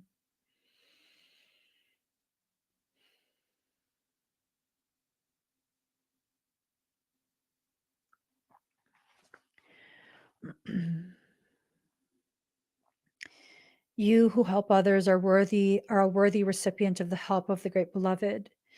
Be prepared to surrender all plans and convictions about what can and cannot be, about what you think you know and what you think you need. Allow the benevolent grace of the beloved to take you through the great waves of the sea becomes calm and serene under the living divine light. This oracle brings the message that if you have a situation in your midst that feels impossible to resolve, the divine has it covered. Let it be sorted out by a power greater than your own. It shall be sorted out, and your sun shall rise.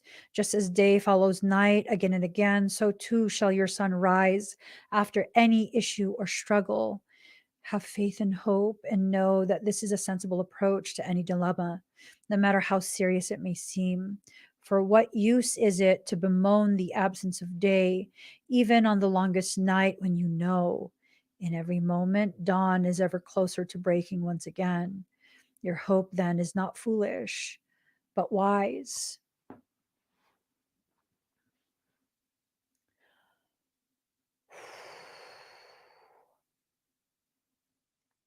May the wisdom return.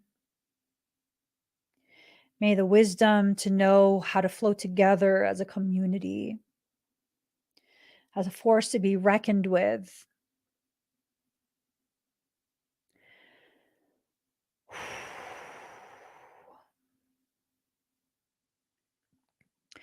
Our community are like the arms of Creator. We have the capacity to build, to tear down. We have the capacity to heal or to harm. What we choose to do with our capacity as a community is important. It is not just up to us. It is up to us to listen to the whispers of soul, to allow our heart to be the filter of what we do. I want to make it clear. When we achieve the objective for this particular threat to our community, as well as to myself personally, we will need to recalibrate and ensure that we don't get drunk off power. We are simply correcting the injustice. We are not a vigilante group. We are not here to punish. We are here to correct with the appropriate level of force. That is all it will be. Correction. Returning ourselves back to a space where we are not hungry for more people that we can, subjugate. No.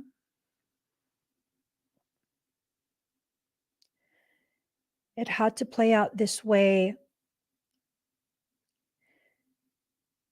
because that individual decided to threaten our church, the members of our church, multiple times.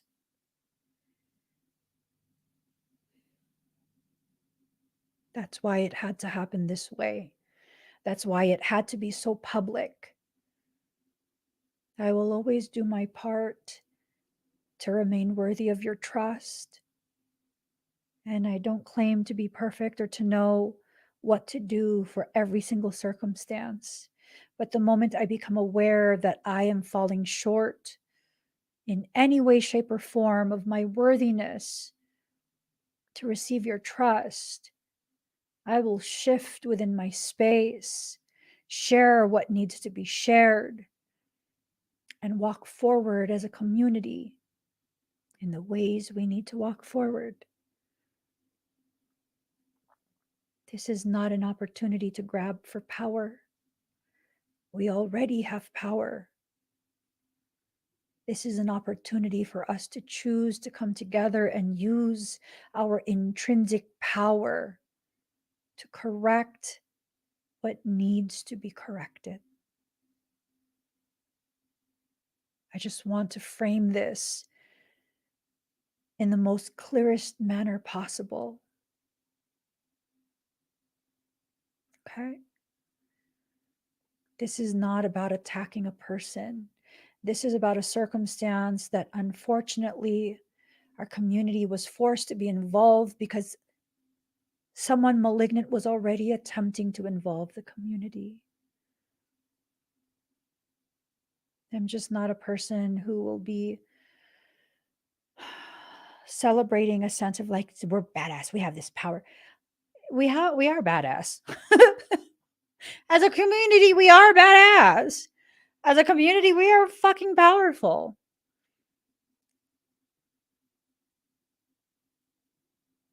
But as a community, we stand for so much more.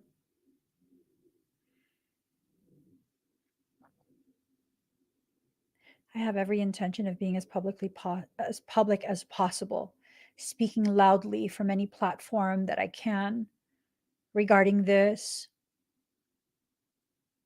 regarding people who use spiritual concepts to subjugate others, especially women.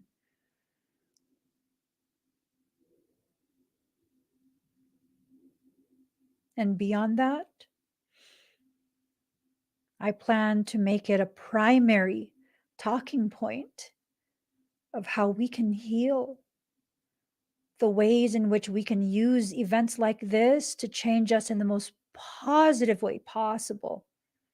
Not by pretending everything is fine, not by celebrating the demise of someone who's already like, I don't even know, but by helping to encourage people to stay within their powers, so those who are wanting to play these games of subjugation don't even try. You realize people who are predatory, they need you to emit a frequency of fear, victimhood. That is what fuels their desire to harm you. It's not your fault, but you have to know this.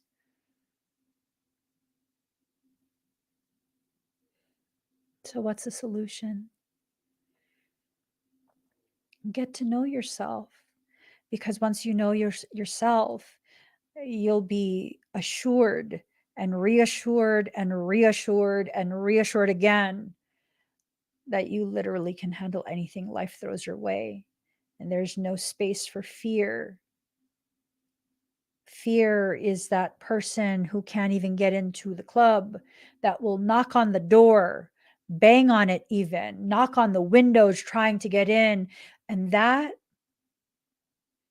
first, don't let it in. Secondly, remind yourself that fear is nothing more than a reminding apparatus. Just reminds you of the things you need to work on. That's it. So work on it. Work on the parts of you that don't believe in your greatness. Don't internalize the circumstance. Don't identify as the victim. Acknowledge what was done. Find the power to resolve it. And continue to move in places of power within yourself. Allowing yourself to be a living reminder of exactly how much you can accomplish. if you want. So guys, I got to get going. I just saw the time and I need to get on with the rest of my workday. If y'all could please give this video a thumbs up, I would really appreciate it. And thank you, Lindsay. Please go check out the petition. I have it posted all over Facebook. I have it posted on YouTube. Please go check out that petition. If you haven't already signed it, please sign it. I will be taking that petition and all the signatures to both the US Embassy and the Swiss Embassy in my attempt. And I'm going to pair that with, I think we're over 1,900 emails at this point. 1,900 emails, 30 something YouTube accounts. I don't know. I think 20s. I'm not sure. Quite a few Instagram accounts as well. Almost a terabyte of documentation, threats, harassment, criminal activity, attempts to use technology to gain privileged information about my location. All of these things are crimes. We need to send a powerful message out into the world. Our community will not be bullied. Our community will not cower.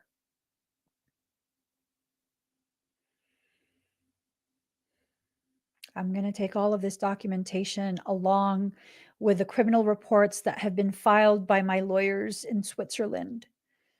I have copies of those as well.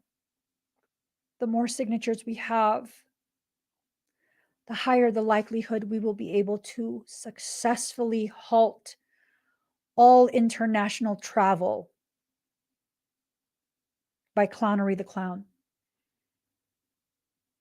I will never sit back quietly when threats are made to my community. I will rise up and encourage you to rise with me with a healthy level of courage to face what needs to be faced. We're not taking this anymore. Not the sacred feminines, not the divine masculines. No, we are not taking any more of this crap. Sacred feminines, if you have been maltreated by someone using spirituality as a way to manipulate you, control you, shame you, sign that petition. That's how you get back in your special place. You know what your special place is? Your throne. You sit as a king or queen of your life. This is your way to have your voice heard. And all of you divine masculines, this clown is not a representative of you. You are not the issue. But I do invite you to be part of the solution. I almost never allow myself to sit in a role of a sacred feminine needing to be protected. I almost never do that. I'm doing that now. I'm asking all the divine masculines to see me, a goddess in the flesh, needing you to be part of what shields me from danger. I need all members of our community, not just a select few, not just people who have had private sessions with me, not just those who are the most commenty in live streams. I love it when you guys comment, by the way. I love it. Because you guys say some pretty funny stuff sometimes, and sometimes it's like super profound. Yeah, I really love it when you comment and you share your thoughts.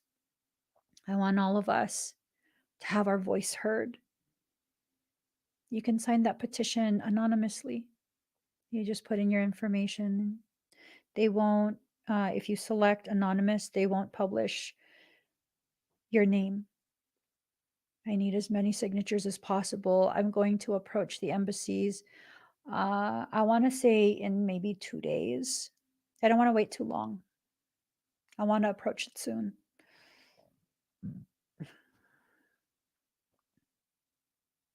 And just so you guys know, there will be a criminal trial. This is not just, some girl complaining. No, crimes were committed in accordance with Swiss law. Crimes were committed in Switzerland. There are very real, very tangible things happening here. I want to halt his ability to leave the country. Not just for our safety, that's primary. Absolutely. That's primary. But also so he cannot evade being brought to justice. We're going to do it. Not because we're vindictive, but it needs to be corrected at this point. So go check out that petition if you have the ability to, because I will be doing also a civil lawsuit. You can donate to my legal fund here. And also, don't forget, we have yummy bread. We have very yummy bread. Oh my gosh. So we turned all of the bread into vegan breads. I did not expect the flavors to be more enhanced. God, it's so yummy. Oh, I want to go eat some. So I'll see you guys again very soon. For those of you who have already signed, thank you so much. Thank you so, so, so much. Those who have donated to my legal fund, thank you so much. For those who have shared either the legal fund or the petition, oh, you're doing so much by sharing. We need as many eyes on this as possible. If you have talk shows, news stations, radio stations, podcasts, YouTube channels, Facebook profiles, or whatever that you think would like to speak to me regarding this and the ongoing issue of predatory behaviors within spiritual communities, you let them know about me. I will talk to anyone and everyone. I will make time in my schedule. I have to. I have to be the voice for the people who had their voice taken away. I have to. It's uncomfortable, but I have to. And for anyone that wants to try and approach me and this circumstance like I'm lying, you have evidence since 2017 of my character.